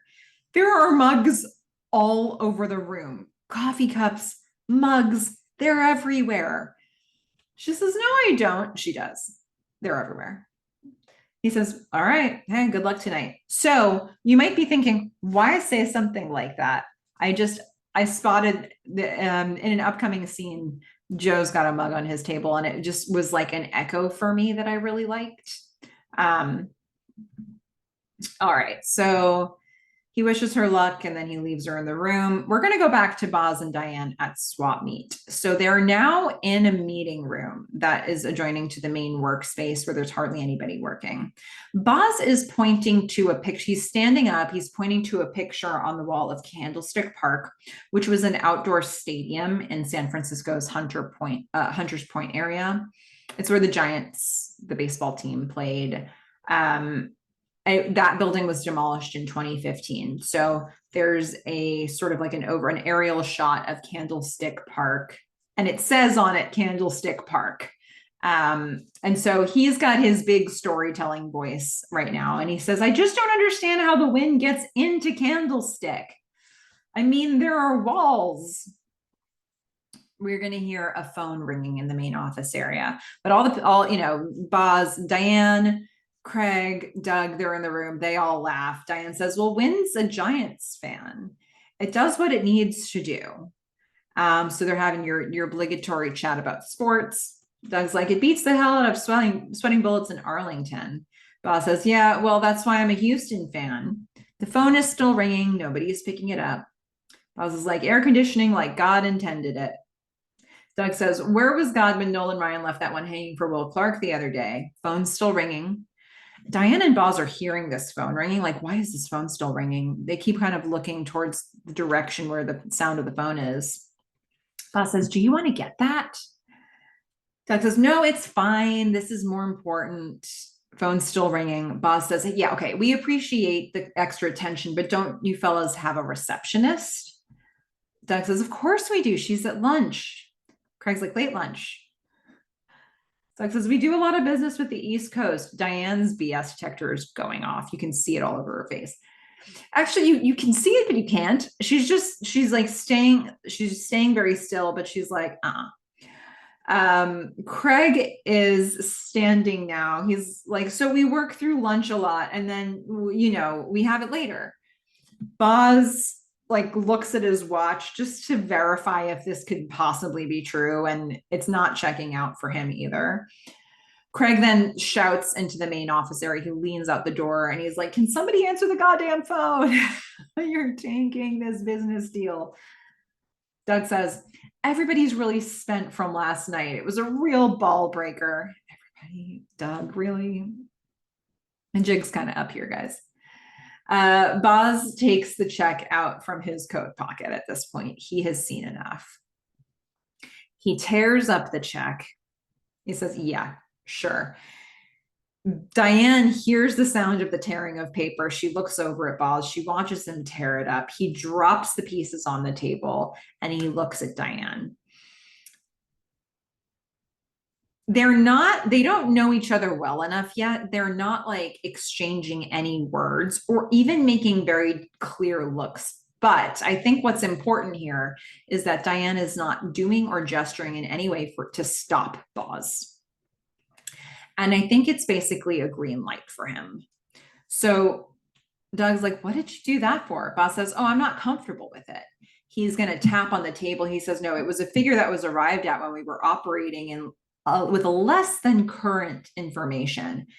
Diane's not reacting to any of this. Boz looks out the blinds at the just quiet, dark office. Doug's like, no, the value of our company is in our intellectual property, our loyal customers. It's not out there. Boz says, it sure as hell isn't. He gestures to Diane. He says, come on. And he encourages her to stand up. She kind of starts to shift a little bit. But Doug is going to go and physically block the door so they can't get out of the room. And he says, whoa, where are you going? Boz says, we need to reassess. Doug says, Mr. Bosworth, I assure you the company you're bidding on is a lean, mean version of itself. Boz says, oh, I'd say it's a lean, mean version worth about $400K. So remember when Boz and Diane met in the lobby, she had said it was $600K. So now he's saying $400K to them. So he's dropped it by $200,000 in terms of the purchase offer. Doug and Craig exchange a look. You can see, unfortunately, because they're trying to communicate this in front of Boz and Diane, any way they communicate this will be picked up by Boz and Diane.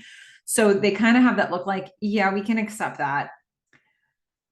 Doug says, 400,000 sounds like a good place to start. Boz says, no, it sounds like a good place to finish, son. He pats him on the shoulder. And Diane then jumps in. She's going to now we see where Diane's coming in. She's like, if you can find somebody willing to pay north of 350, you should go for it. Craig says, wait, he just said 400,000. Boz says, oh, I'm sorry. My mistake. He gestures to Diane. He's like, 325, right? How's that sound? The phone rings again. The phone seals that deal. Craig and Doug are just like, oh. So they just went from paying potentially $600,000 for swap meet to $325,000. It's quite the savings. We're going to see Boz and Diane walking outside swap meet back to their cars. I guess that's the number they landed on. And Boz says, "We just saved you $250,000. I think you'd be happier." Maybe they upped it again to the $350,000 that she landed on. So we just saved you $250,000. I think you'd be happier. Diane smiles a little bit. She's very composed. Diane stays very composed through all of this. She says, "I am happy, very. I'm just a little surprised by how completely off book you went. I thought this was supposed to be handshakes and how do you do's." Boss says, "You see an opportunity, you take it. That's the sport of it. Hey, take the donut, everybody." Anyway, Diane's a little amused. She walks to her car. She tosses her bag. She opens the door. She tosses her bag inside. She says, actually, no, the window was open. Why do people leave their windows open here? I mean, I can appreciate, like you're trying to get things done quickly for TV. Okay. So she tosses her bag inside. She says, "It could have gone the other way," Boz says, "but it didn't." And he feels pretty confident with himself. She smiles. She gets in her car and he smiles. Chemistry. Because the thing is, it also could have gone the other way with her, but it didn't. So gosh, I like that it was just this like business, we don't know each other, getting to know each other, but then finding swap meet and finding an opportunity. And not like, it's interesting when you look at the difference between how Boz and Diane communicated with each other in the room and how Craig and Doug communicated with each other in the room in all of the nonverbal ways. Because if you're going to have any sort of an upper hand in a negotiation process, you have to know what your partner is thinking, but not convey that to the other group so that you're like tipping your hand. Boz and Diane did that really well. It was hard for me as a viewer to read how Boz and Diane, particularly Diane, were feeling in that situation. Boz looks at Diane like, "Is this okay that I'm going off script like this?" Diane doesn't stop him. I couldn't really pick up anything to latch onto except that Diane wasn't stopping him.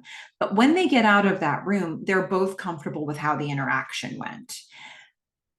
Doug and Craig had to communicate with each other in a way that very much led on to me what they were thinking. Like, we can take that offer. We're lucky to get that offer.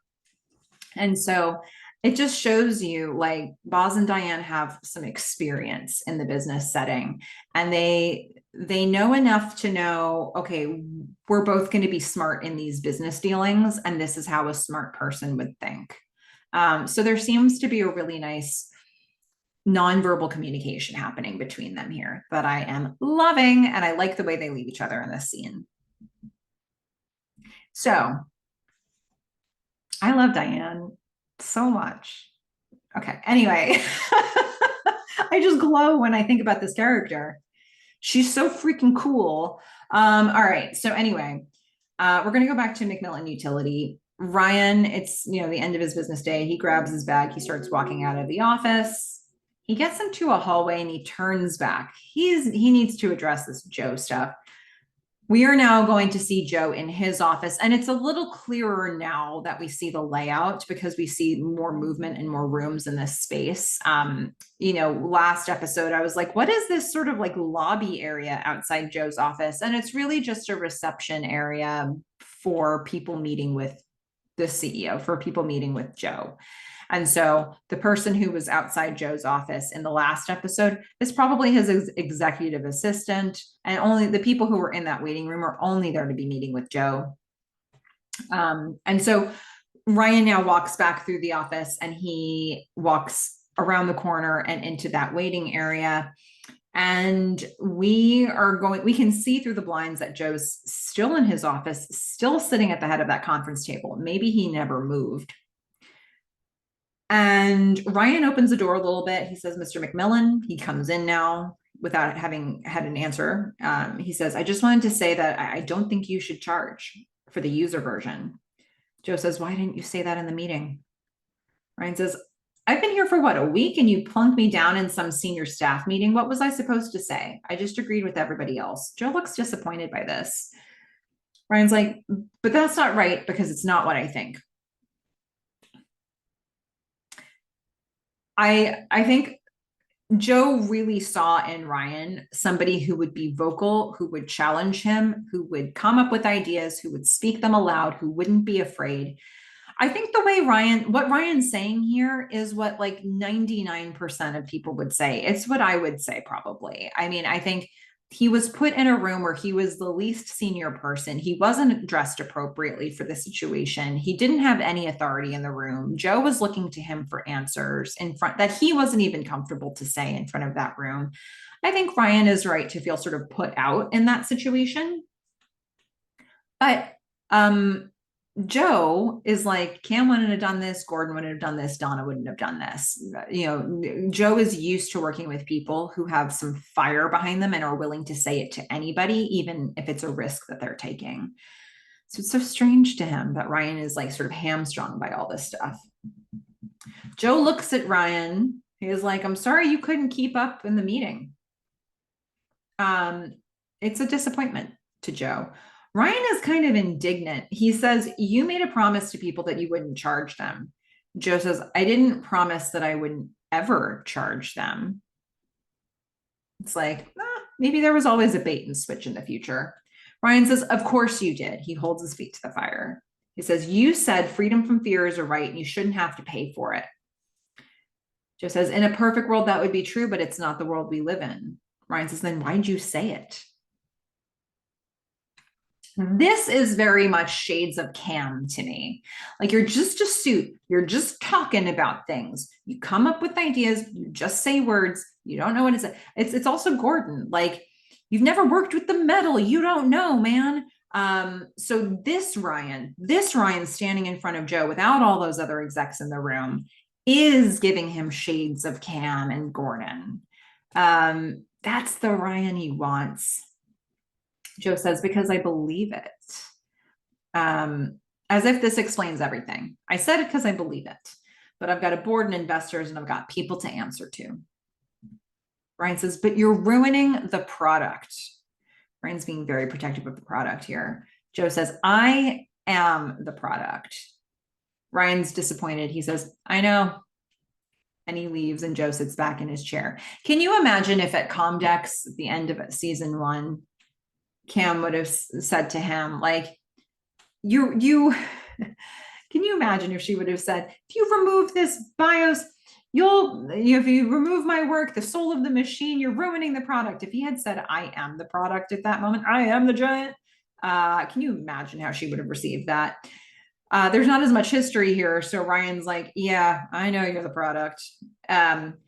And I think that's Ryan's new assessment after he just saw that whole meeting happen. I think it's a little bit of disillusionment. Like, I think if we don't get what happens at the end of this episode, I don't know that Ryan stays working with Joe for very long. Because once you've seen that board meeting, it's not a board meeting. Once you see that exec meeting, I don't think you go back. Okay, so now we're going to hear The Boy in the Bubble play. It's a Paul Simon song. This song, we're going to get a nice long stretch of this needle drop. And I think it was really had a really good energy to it. So we're going to see an introduction to programming in BASIC book on a desk. We're going to see a Macmillan utility mug. You know, shades of Cam, shades of Gordon learning to code. We're going to get a teacup also because he has to have every mug and teacup in the room. We're going to see Joe typing. He's wearing headphones, another shade of Cam and Gordon in this episode. He's using an Amiga computer. He's coding. Joe's coding. He's looking very intent. He tries to run a program called Easter. There's an error. He grimaces. He looks at his notes. He comes back to it later. he tries to run it again. He gets another runtime error. He grimaces again. He's failing. He's trying and failing. He does not know how to code. Bless him for trying. He looks at his watch. He's dressed casually. He puts on a hat so he can be incognito. And he's going to grab his book and his notes and he's going to leave his office. Maybe he was doing homework for the class. Maybe this was an assignment and he's not doing it correctly. He leaves the office, and now we're going to see, we're still hearing this music playing. Joe is now outside of San Francisco City College. What a beautiful shot we get here outside the City College. We see students entering the class, and Joe's one of them. He's walking towards the building. We can see through the window that Cam is in the room talking with the professor. Joe hasn't noticed this yet. Joe is going to enter sort of the main entryway before you get into the classroom that Cam's in. He hears Cam's voice. She is talking to the professor about how she didn't finish college because she started working. He hears her voice and he stops. So by the way, Cam is saying, no, I was at Austin Tech. I never really finished, but then I started working and there was just no real time to go back. The professor thanks her for coming. Joe is going to freeze. He's still in the hallway area. The professor shuts the door with Joe outside of the room. Cam hasn't seen Joe yet. Joe opts not to go into the room, but his eyes are locked on her through the window. He then leaves and she goes to start the lecture. I just want to circle back on this and throw this question out to all of you. Did Cam actually matriculate at Austin Tech? Was she officially a student in that college? I know that in the pilot episode, we see her go to a college class. She enters the room late. If they did roll, she showed up after when they were starting the lecture already. She sat in the back. Joe was asking people questions. She answered them. Joe meets her there and wants to see more. But was she matriculated? Or was she sneaking into class? Was she auditing the class? Was she, like, how was she paying for college if she was going to college at Austin Tech? Where would she have been getting that money? Like, where was she living? Like, I just, from everything that I know about Cam, my inclination is that she was sneaking into class. She was stealing a college education, and learning what she could. So was she ever actually a student, or did she, because the way she phrases it here, I was at Austin Tech. I never really finished. So I just wanted to throw that to all of you. So to all of the really keen fans out there who have an eye on all the details, is there evidence either way with this that I'm missing? Okay, so I think I think it's also worth stopping down here for a moment and just saying, look at the reversal, the flipping of the switch here, if you will, the metaphorical one, where pilot episode, Joe is guest lecturing at Austin Tech and he meets Cam in that room. He sees Cam there. That's where he finds and discovers Cam. And now Joe is a student, unofficial or official, and Cam is guest lecturing, trying to recruit. And it's just so interesting now that we're 2 seasons later and here she is. And she's really, in many ways, been following sort of a path that she's seen Joe lay out. Whether or not she is intended to, she is echoing many of the beats that we've seen from Joe in previous seasons as she continues to develop. All right, so what's happening with Donna and Gordon? Well, it's nighttime. Donna's going to pull up outside her house in her station wagon. She stops and kind of leans on her steering wheel as she pulls into the drive. And the headlights are lighting up Gordon, who is sitting by the front door. He's in a chair. He's having a beer. They just look at each other And yeah, they're probably going to need to talk. We're going to go back to the city college. Class is over. Cam leaves. It's such a what a beautiful college setting that they gave us here. This really films in a lovely way. People are starting to leave the class, including Cam. Joe, however, is standing still right out front. He's the one thing that's not moving here. He's all dressed casually, still in his baseball hat. Cam sees him and freezes. She shakes her head a little bit. She turns around to walk away and avoid him. But clearly, they saw each other. Joe says, "What, no kiss this time?" She turns back. She says, "What do you want?" He smiles a little bit. She says, "Are you going to tell me I'm a horrible person? Go ahead." Joe says, "I'd be well within my right to do that." She nods once, kind of up. He approaches her. Joe says, "What I'd really like to say is thank you." And he says it quietly. She says, "Really?" She doesn't believe anything he's saying to her in this scene. She says, "For what?" He says, "Everything, I guess. How could I have risen from the ashes if you hadn't burned it all to the ground?" So he's rising from the ashes, he thinks. I don't know. Is this the best version of Joe? Does he think it is? She looks at him with sort of challenge about it. Kim is like, "Is that why you stole my best coder?" Joe says, "Who? Ryan? Come on. The valley is crawling with Ryans." Cam says, "No, actually, he's incredibly talented." Joe says, "Do you want him back?" Um,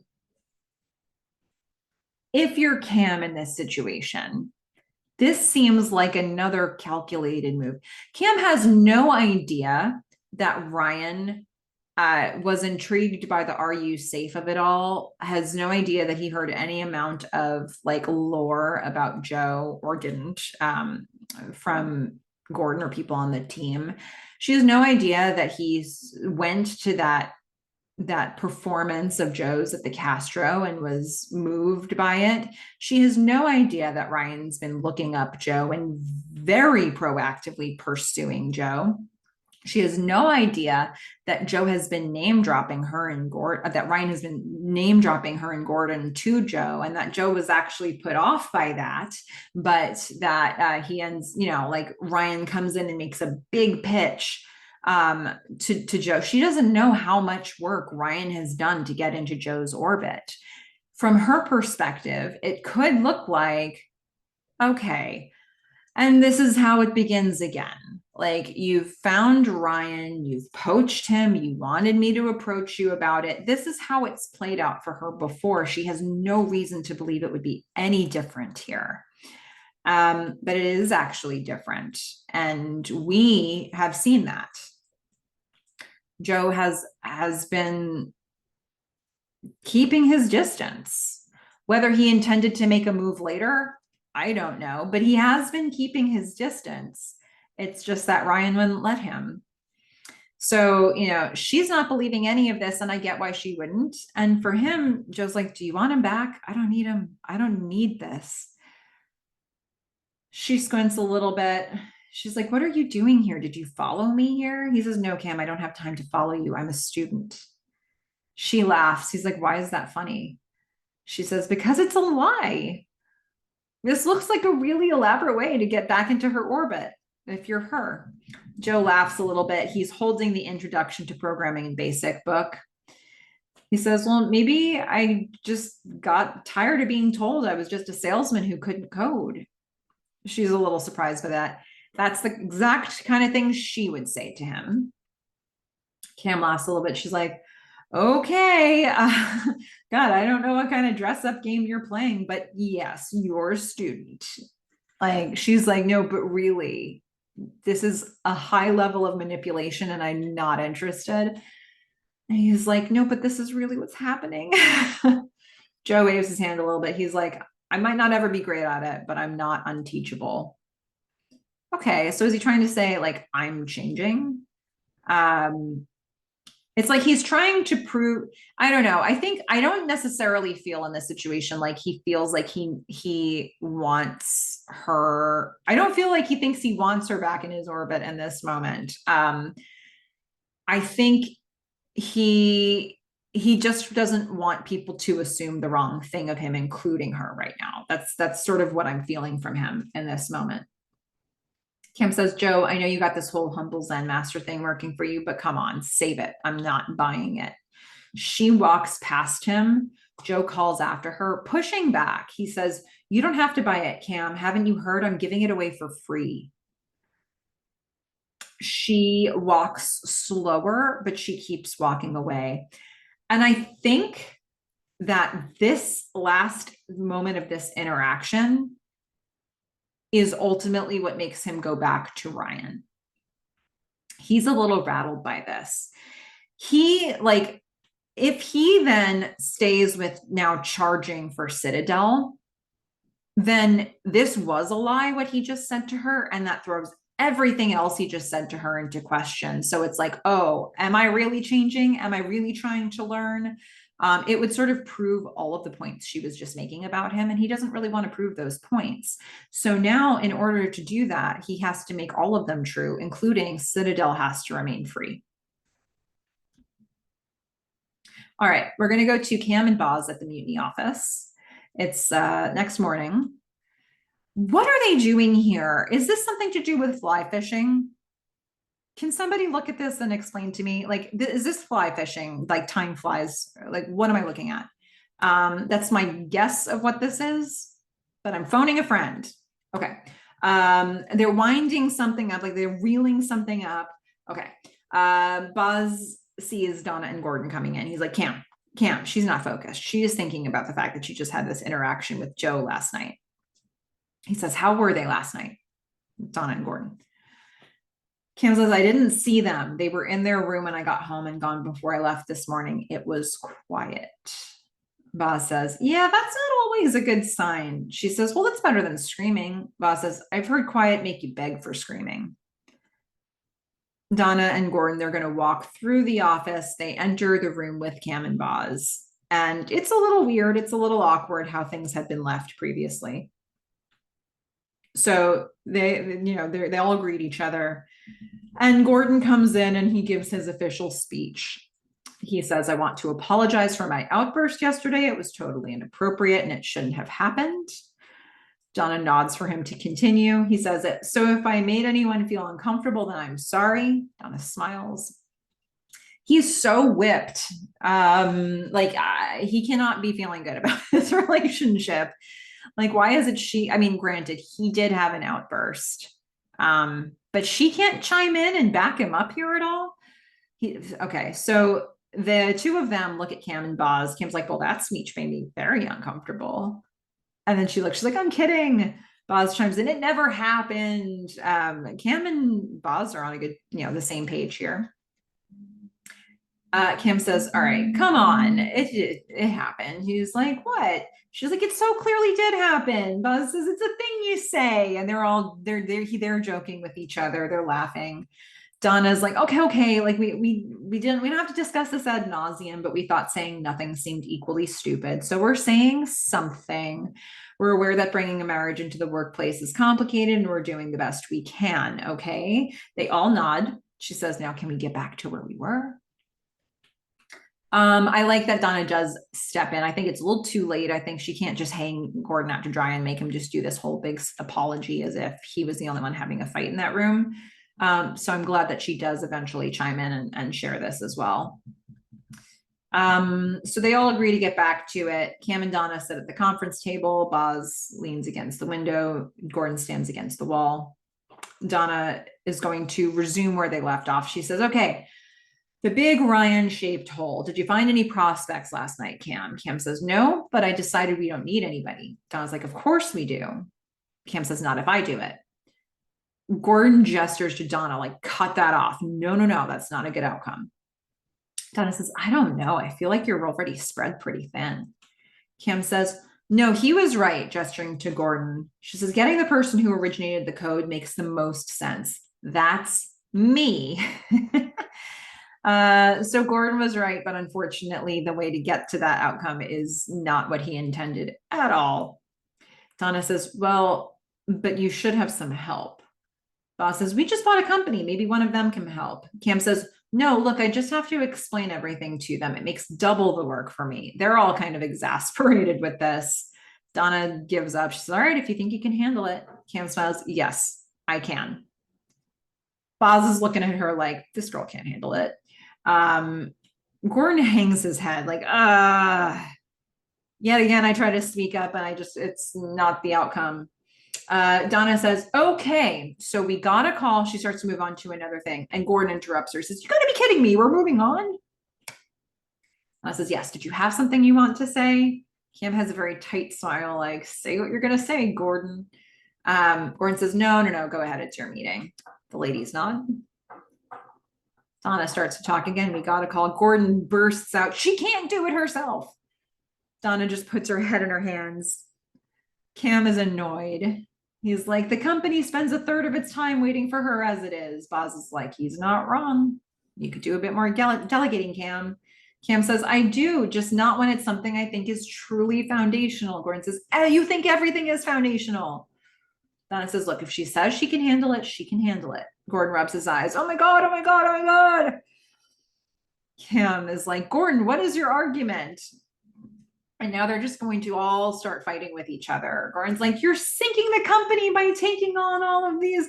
Bob's like, she's not sinking anything. Donna's like, can we please just focus? They all start talking over each other and fighting. And it's sort of a playful fighting energy, but it is a fighting energy. And the camera it pulls back to outside of the office, looking in like, oh, this could be any day, any one of their meetings. This is par for the course with them. All right. Ryan is working at his desk. I don't know at this moment if Joe doesn't come over with what he's about to say. I don't know that we're going to get Ryan working there very long. I think Ryan goes back to Cam and says, yeah, will you take me back? But Joe does come over, probably because he had that conversation with Cam, I think. He hangs over Ryan's cubicle. Joe says, I want you to pack up your stuff. Ryan's like, oh my God, I'm being fired. Joe says, starting tomorrow, you'll be working out of my place. If we're not charging for 2.0, we've got to find a new income stream. And he has a bit of a hint of a smile. Ryan sits back. He's smiling. He's pleased. Joe says, don't smile. We might fail. Ryan's smile fades just a little bit, but it's still there. Joe walks away as the talking heads burning down the house starts. What a great needle drop for this moment. He's smiling a little bit. Ryan stands to watch him leave. We're hearing, watch out, you might get what you're after. Cool babies, strange but not a stranger. I'm an ordinary guy burning down the house. Yes. Yeah, I mean, I really do think that Joe, this is the one time Joe is having like a success or an achievement based on an idea that was not his. It was Gordon's idea. He took it. He tried to invite Gordon in. Gordon spit in his face about it. He's so angry with Joe about it. So Joe's leading this company. He's not really super inspired by the ideas. The ideas he was inspired by, the things he got on stage to tell people, he can't even deliver on that, or at least based on that meeting he had with the senior staff. They don't want him to deliver on that. They're not valuing his contributions or the visionary element that he brings into this company. So I think it's sort of like he's losing his stride and he's losing what makes him Joe. And I think Ryan comes in and shakes him and reminds him of who he was. But the thing is, he thought Ryan was going to give him the idea and would be his muse. And I think he's saying that he needs to nurture Ryan a little bit to get there. He needs to work with Ryan. Ryan's not just going to give him an idea. I think it's about Ryan being his muse and like bringing it out of Joe. And so, you know, for Cam to say, you're just a guy, you can't really do the work. And now he's like, we've had a couple different nudges from different directions. And now he's like, all right, I'm going to roll up my sleeves and Ryan's going to roll up his sleeves and we're going to do this. And I'm going to be the visionary Joe that I always was. And I think that's his sweet spot professionally. So, you know, it's sort of important that in a way, Ryan kind of Ryan kind of was his Joe for a second, but didn't have, wasn't able to articulate the ideas and wasn't powerful enough in like a wider business setting to bring his ideas forward in spite of opposition. So, I mean, he needs sort of the combination. He needs Ryan to be his pilot light in a way to kickstart him again. Burning down the house is such a good way to end this episode. Man, what a good needle drop. So, okay, let's talk about music. We've got some big ones in this. And I will say, we have an interview coming up where somebody actually put a number to the amount of money they could spend on music each episode. It's gonna take some weeks for this to drop, but yeah, I I can't believe they got all the songs they got here based on that number in the budget. But I guess they just save up and they take it from other areas. We're going to get Absolute Beginners by David Bowie. It's a 1986 song. This was the song that was playing at Joe's party when Ryan's kind of walking through and meeting up with Joe. We're then going to get War Songs by Gary Newman from 1982. This is where Joe is walking through, it's on his headphones. He's walking through the office and he finds Ryan. The Boy in the Bubble. This one played really prominently. It's a Paul Simon song from 1986. Joe goes to San Francisco City College. He's learning to code. And then, of course, Burning Down the House by Talking Heads from 1983. Joe recruits Ryan to come up with a new revenue stream with him. Such good music in this episode. Okay, my favorite quote. Got several honorable mentions, a couple from Boz. So I have Boz saying, I think your husband's all kinds of tricky, but by God, I know he cares. I can feel it from 50 paces. I've got Joe saying, I am the product. Cam says, I don't know what kind of dress up game you're playing, but yes, you are a student. I've got Boz saying, I've heard quiet make you beg for screaming. So true. Like that moment when you don't want to fight anymore, that's sometimes the biggest problem. Favorite quote. I gotta go with Diane on this one. As many times as I can, I'll probably go with Diane. So Diane at one point says, men can't seem to handle the idea that sexual availability and business acumen can exist in the same body. I think this is particularly poignant because it just puts that button on the previous episode where we had that horrific meeting with Mac and Tim. But also we've seen it with Bondum. You know, we've seen him treat Donna and Cam the same exact way. So Diana is a woman who has been in that world, who has had success in that world, despite having encountered probably everything that Donna and Cam have been experiencing. And so she's come up with some tricks, and Donna has a thing or two she can learn about it. All right, let's get into some feedback, shall we? Synthetic Gerbil. Let's start there. Hello, Synthetic Gerbil. Has a couple of things that I wanted to bring in here. First of all, Synthetic Gerbil says, I guess the question ends up being, why exactly does Joe stop inserting himself into Mutiny come season 3? When he sees Cam at the college, he seems genuinely surprised. He seems like he wants nothing to do with Ryan at first because he is from Mutiny. Was it because Joe saw what incredible damage he did to the company in the end of season 2 simply by being associated with it? Does he scare himself when pursuing Cameron? I'm so interested to hear what everybody thinks. I would like people's takes on this too. My gut reaction on this, if I'm just giving a quick answer to this one, I think he really moved heaven and earth trying to get back to Cam last season. That is my interpretation.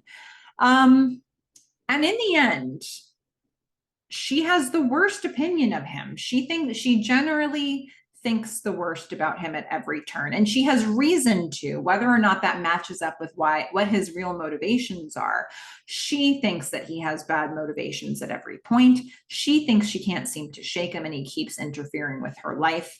And then, you know, like everything that we saw in season 2 seems to reinforce that every step of the way for her. And it gets to a point where she really burns down his house, and she try, we get the whole she's lost control montage of it all, where she's unleashing the virus, the Sonaris virus, on Westnet, and it basically is blamed on Joe, and ultimately it is his fault because he loaded the disc in.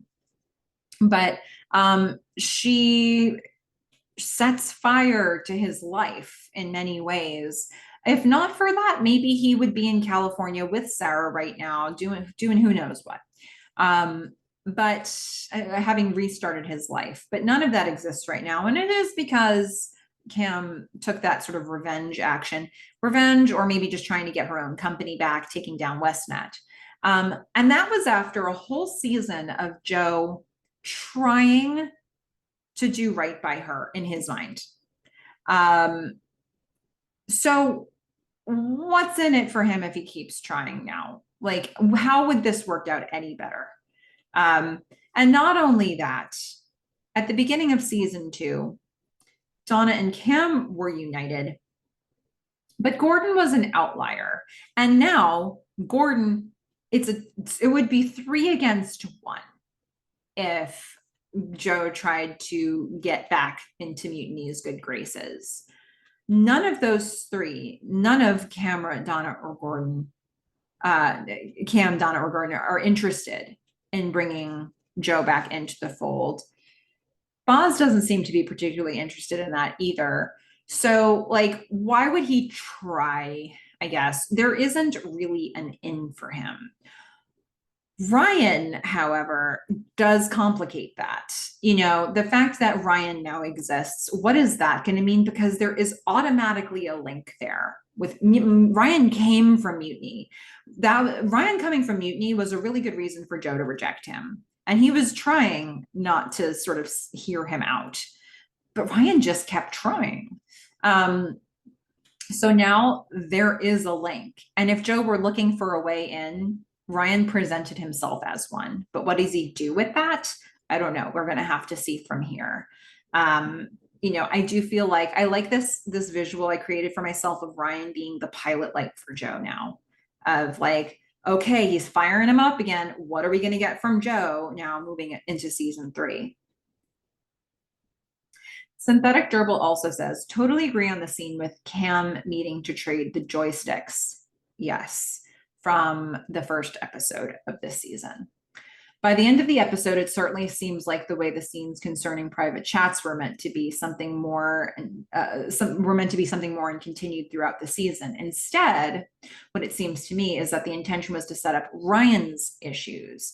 But you're right, you don't really need this extra scene, or really even more scenes than the one on the whiteboard, to show this.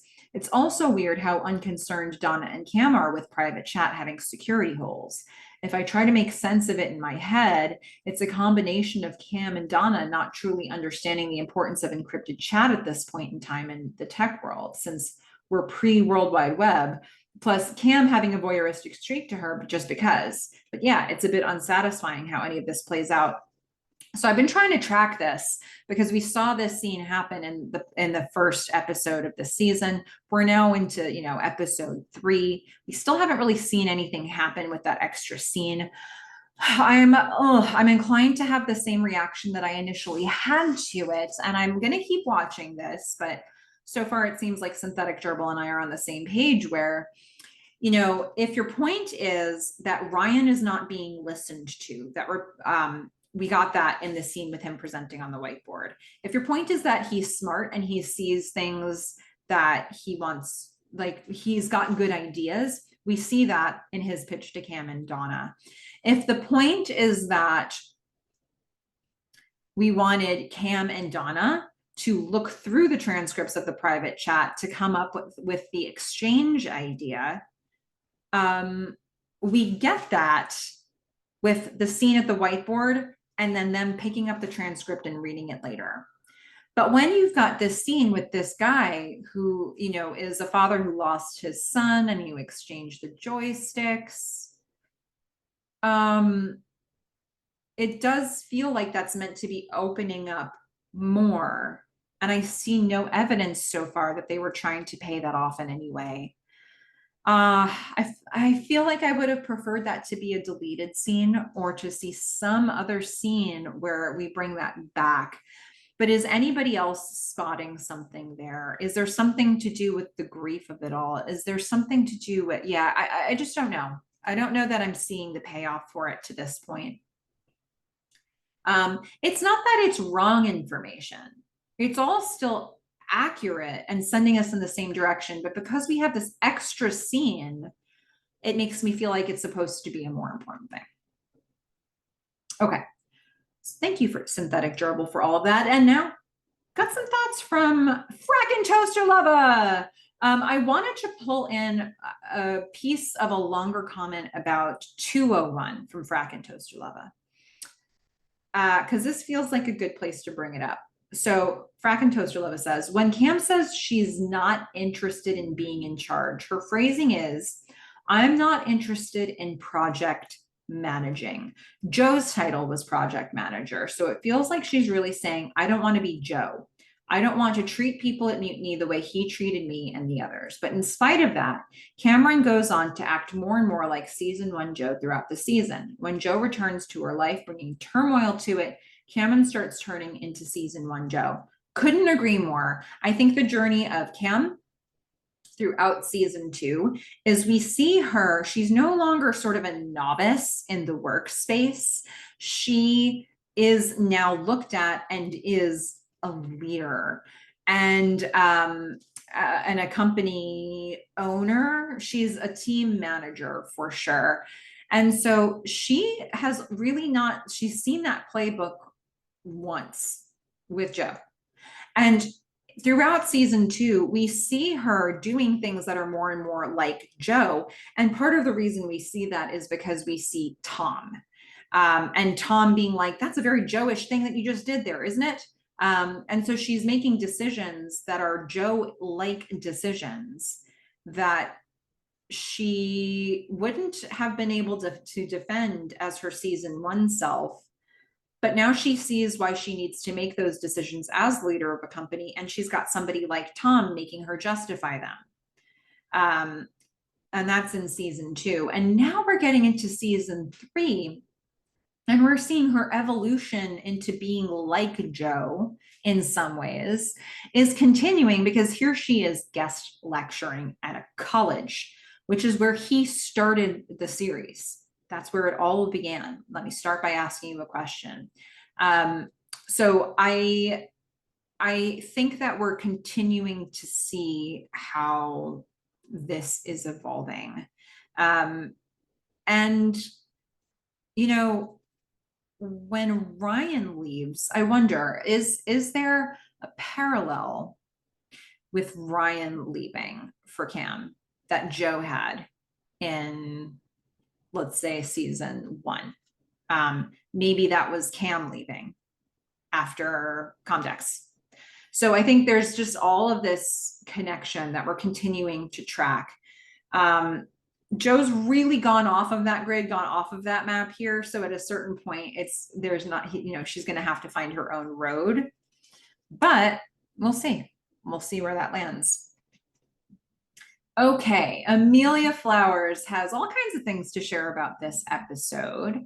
So let's get into it, Amelia.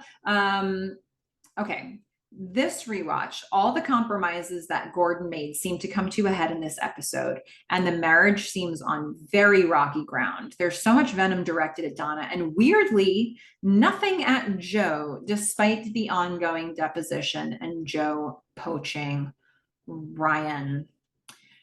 You know, I think that Gordon's life is feeling, he's not wearing the pants in his family. He is very much at Donna's mercy.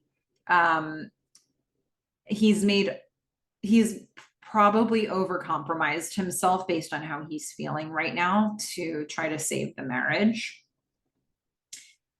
And so, yeah, there's a lot of venom directed towards Donna here. I think in terms of Joe, he was really angry, but I think in that deposition, when Joe's like, see, I've been trying to bring you in, I'm asking if you want a partner now. I asked if you wanted a partner on the phone months ago, 6 months ago. Um, and I think that's true. He did. Gordon can't really dispute that. He had an opportunity to partner with Joe, and he said no because he was working with Donna. Um, and so maybe that's another thing to blame Donna for. And aside from Amelia, I was thinking about why Joe made the offer to Ryan to work with him in the last episode, and he seems spookily psychic. We know that Ryan had opened up to Gordon and they were planning to work together, but Joe didn't. Perhaps just a lucky coincidence. See, the thing is, I don't know that Ryan working with Gordon would have been satisfying for Ryan. Gordon was making some shortcuts that Ryan didn't really want to take. He was just like, yeah, I see your point. But I think they were pretty big compromises. So I don't know that Ryan working with Gordon would have challenged him the way Ryan working with Joe would. I think ultimately he makes, I don't know. I think that Joe ends up making that offer because Ryan is so forceful. Ryan reminds him of the best parts of working with Cam and Gordon. And maybe Ryan reminds him of the best parts of working when he was in flow as Joe, like in those moments. Maybe he can get back to feeling inspired because of the way Ryan talking makes him feel. I think Joe was affected by Ryan's speech in his office, that something was coming and Ryan was terrified of getting left behind. That spoke to the drive that made Joe seek out Gordon at Cardiff. That must have got Joe thinking about Gordon. And by happy coincidence, Gordon was in the office, and so he went into the deposition and made the offer. Only after being turned down when he knew Gordon would be back at Mutiny did Joe then make the offer to Ryan and use him to stick it to Gordon. Yeah, I think the timing of that is so true. Um, yeah, I have no dispute with that. I think this is a really good point. But now Joe has Ryan and he really doesn't know what to do with Ryan. There isn't a big idea to work on. Joe only knows he isn't happy with the situation at Macmillan Utility with Ken and the board. He's finally got to be where he thought he should be at the top of a company, better than his dad at IBM, now owner, CEO, the same as Jacob Wheeler. But there's a weird energy around him. Perhaps I'm reading too much into it. Maybe he's just enjoying being at the top and his money. He's surfing. Okay, a hobby. But he's learning to code. I can't imagine his dad or Jacob going back to college, community college, to do something so basic in their industries. Yeah, I think this is interesting, right? Because I think, Joe is surrounding himself, but, he's drinking tea, he's surfing. There's all this stuff that's like, can he find an inner peace? But I don't think he's found it. I don't feel like in this moment, Joe is satisfied with where he is. He's got the money that he needs. He's got the notoriety he needs. He can fill his house with people for a party. He can be in a board meeting. He can surf. He can do all these things. He can learn to code. But I feel like this isn't it for him. I feel like he's not sparked by anything in his life. And I think Ryan promises a spark, but isn't. I do think that it's not about Ryan having I think he wants Ryan to have the idea because he doesn't have one. But it's really, if Joe's going to be his best self right now, I think he needs to feel sparked by an idea. And he wants to be a part of that. And he needs Ryan to be a muse. He needs Ryan to be somebody he's working with to create the idea, or he needs, it needs to come somewhat from him, I think, at this point, because he does not feel satisfied. I think a lot of people would feel satisfied potentially with where he's at right now. But for all the reasons that you mentioned, but he's not. And so what's going to get him there? Well, hopefully he's going to find the trick to unlocking that now. And then there's the snide comments that Ken knows exactly where he is at Joe's party. And the very dry, what a surprise, that he says to Ken. when at the board meeting, when Ken says about charging sooner rather than later. There feels a lot of history between these two. We don't know much about what others think who are present at that meeting. But Ken is quite rude and condescending about the tea, and then about what Ryan thinks. He's only happy when Joe says what he wants to hear. Yeah. And you know what? Like, I get it. I get why Ken's got the stance that he has. He's a businessman. This is all about the money for him. Um, Makes all the sense in the world. Joe's idealism does not pay the bills. But, is that the right partnership to have? I feel that Joe is testing Ryan in this scene, bringing him in to push back on what Joe believes and what inspired Ryan, that the software should be free. I just imagine how different that meeting would have been if that was Cam and not Ryan. Joe must be thinking how right from the first meeting, Cam was fearless and always challenged him. Then as the giant developed, how she pushed Joe to think bigger and expand his dream. Yeah, I think he wants to see all the best things about Cam and Gordon and maybe Donna from Ryan. And Ryan's just not any of them. He has a lot of passion, but he's not the self-starter in the same way. After the meeting, Ryan goes back to tell Joe how he really felt, and Joe seems so deflated, un-Joe-like, really handcuffed by the board. He says, and in a perfect world, that would be true, but it's not the world we live in.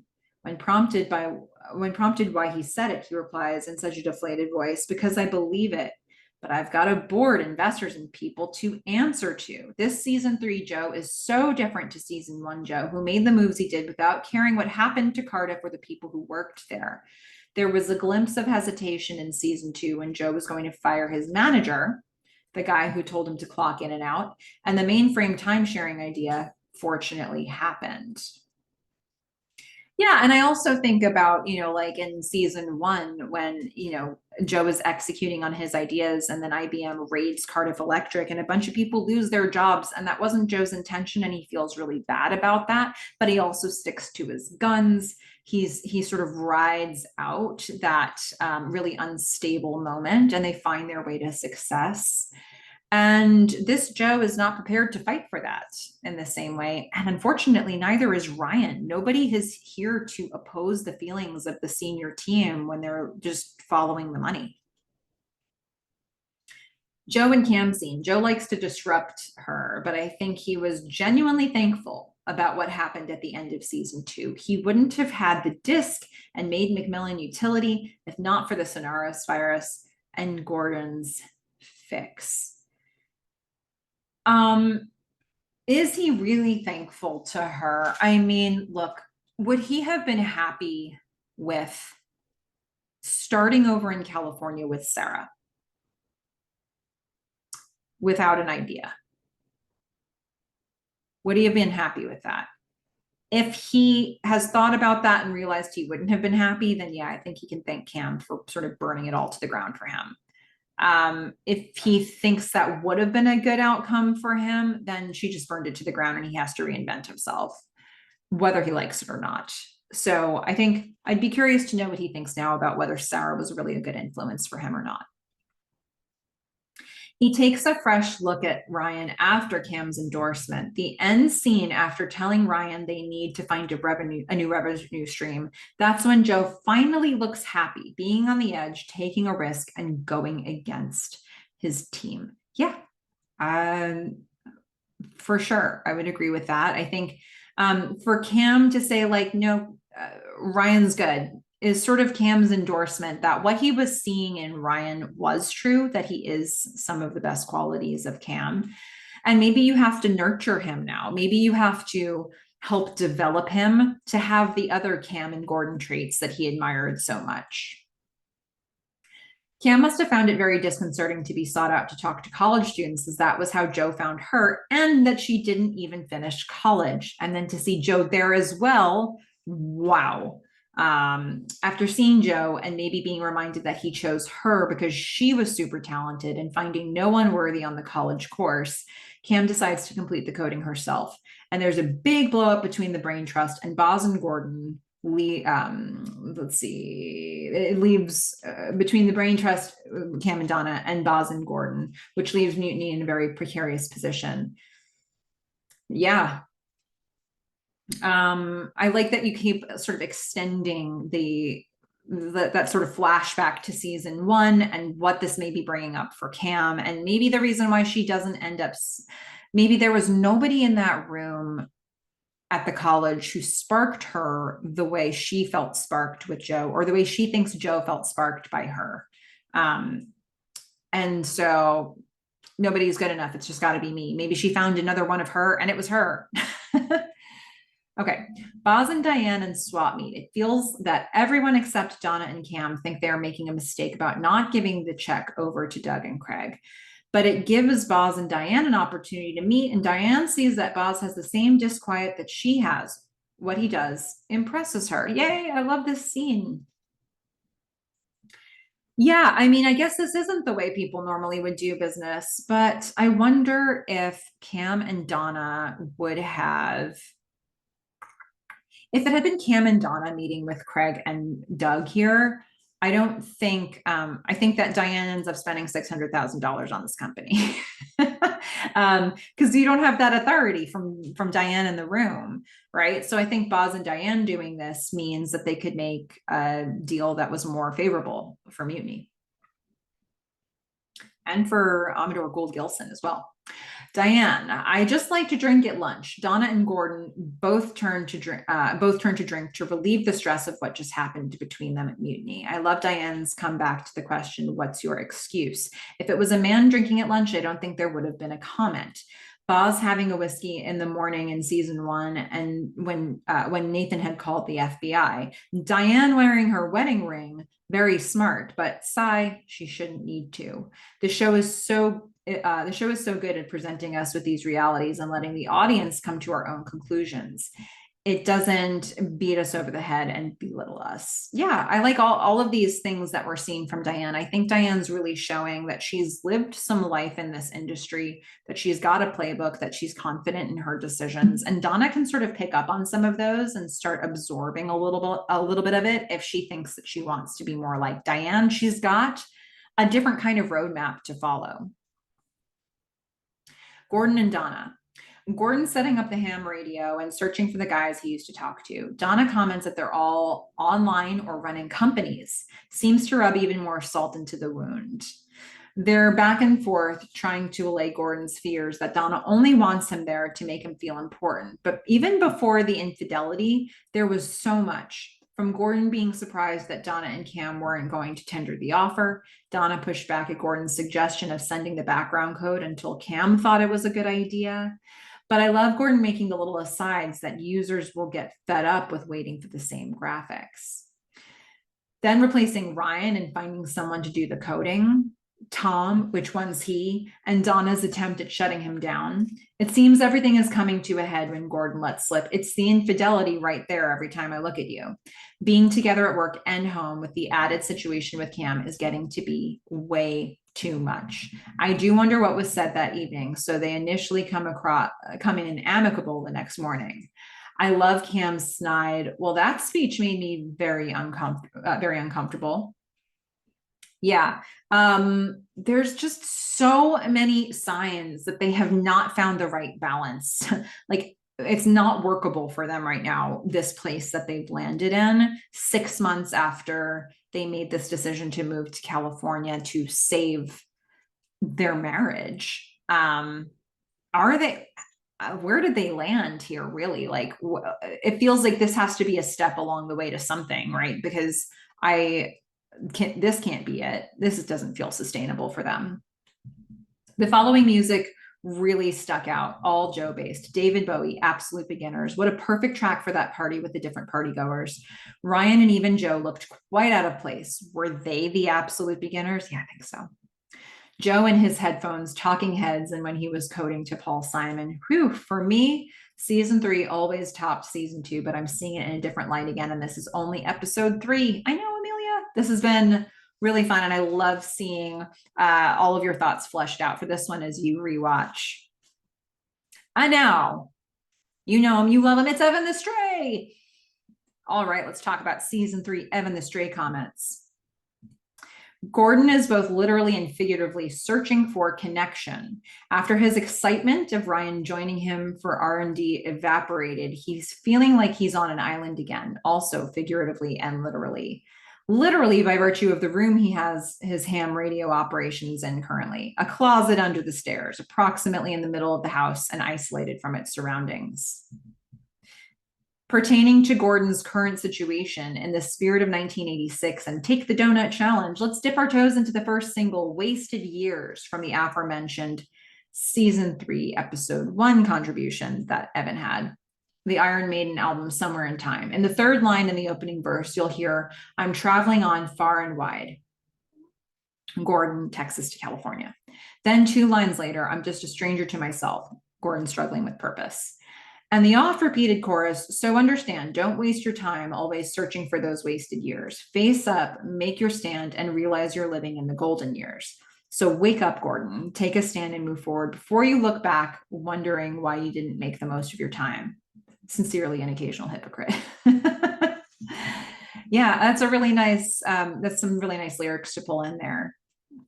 But on another song, Evan says, following that scene, we go to a party where they're playing the David Bowie song Absolute Beginners, which can be found on the official Halt and Catch Fire soundtrack. It's available for purchase. Do it. Maybe it will help fund a Manning Protonics spinoff. I love that. Yeah, it's the spinoff we all need to happen. Here we're introduced to Steve-O of SLC Punk. Sure, he's more recognized from Scream, but this is my preferred role for Matthew Lillard. I mean, Ken Diebold. Diebold, that sounds like an aspirational surname that could have been translated from a Japanese samurai and fitting for Joe's Asian-themed, according to Ryan, apartment. And finally, interesting paintings and not energy vampiric paintings. Thank you, Joe. Yeah, it's cool to see Matthew Lillard here. I think I certainly know Matthew Lillard from Scream, but I know you could probably spot him from some other things as well. He's had a nice long career. He's got a lot of energy that he brings with him into this Ken role. And so I think you kind of take with you all of your interpretations of Matthew Lillard when you look at Ken in these scenes. Cameron could really work on her intervention and persuasion skills. No way she's winning Ryan back with that performance at his domicile. I'm uncertain what she actually thought she would accomplish with her tactics. Look, I think that Cam knows what it's like to be Ryan in this situation. There is an intoxicating energy to Joe. You can see all the red flags and still want to be around Joe. And we know that Cam certainly did. I think about Cam knowing that the whole story he told about his scars, like early in season 1, brought Gordon and Cam back to the office and made them still want to be part of his team, except Cam knew he was lying the whole time. She had the receipts, and it attracted her to him to catch him in those lies. It attracted her to him to see him beating the hell out of the Dotson at the Whack-A-Dotson event. There was like all of this stuff that should have been red flags for her that attracted her to Joe. So she gets it.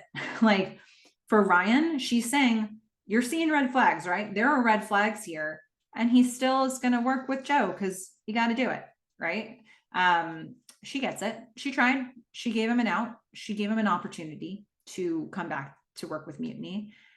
But she also knows that sometimes you just got to pursue it with Joe. Donuts are prominently displayed on the conference table room, the conference room table. Gordon is in possession of one, though he is not yet ingested. However, Boz is not waiting. It appears to be a plain or spiced donut in which he's partaking. This seems like valuable intel for the morning of June 2nd, 2024, before 10:30 a.m. Central Time at the Crystal Room in the Driscoll Hotel. Yes, as Evan knows. Just to close out this story, for those of you who heard the experience video that I created of going to the festival, the ATX festival. So Toby Huss, in his, I've already mentioned in his interview with me, mentioned a whole story related to donuts. I didn't know if that was I didn't know if he knew what my brand was. I didn't know if he knew about Take the Donut. I could have been an accidental inclusion that he just didn't know. But when I published his interview and I posted it on social media, he retweeted it and said something like, never did get a donut though, or never did get a donut, however. And so I saw that retweet before the next morning he was supposed to have a solo panel. There was a moderator and him. And I was like, there's a Voodoo Donuts between me and the location where that thing is happening. So on the way to go to that panel, I bought him a glazed donut. And at the end, Evan and I sat right up front. And at the end of his panel, I gave him the donut. I handed him a bag. I said, "Your donut, sir, the donut you rightly deserve." And he laughed. He's like, "Yes, you got a donut now." And he tweeted again later that day. He was like, "Did get a donut." He's like, "My festival is complete now." I was very honored by that. So yes, that would have been, he goes for the sugar donuts. I got him a glazed. I thought that was a safe place to go with it, but yeah, sugar would have worked as well. Maybe if Gordon ate the donut, he wouldn't have turned into such an ass caster. Evan, you did it again. Telling Boz and Cam about his infidelity and embarrassing Donna in front of Boz, Cam, and eventually the entire team. But Cam's face, LOL, so good. Freaking priceless. The more Gordon flips out, the saintlier Donna feels to me. Heck, she could hakalugi on me right now and I'd feel blessed. Amen, Saint Donna.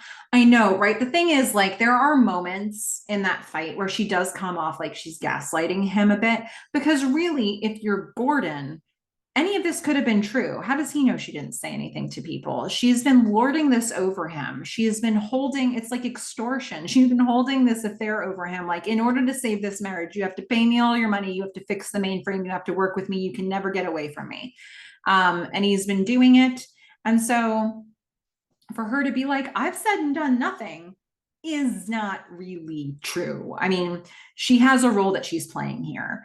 But Gordon is very paranoid and he's gone way too overboard with, he has not correctly assessed. Donna did keep all of this to herself.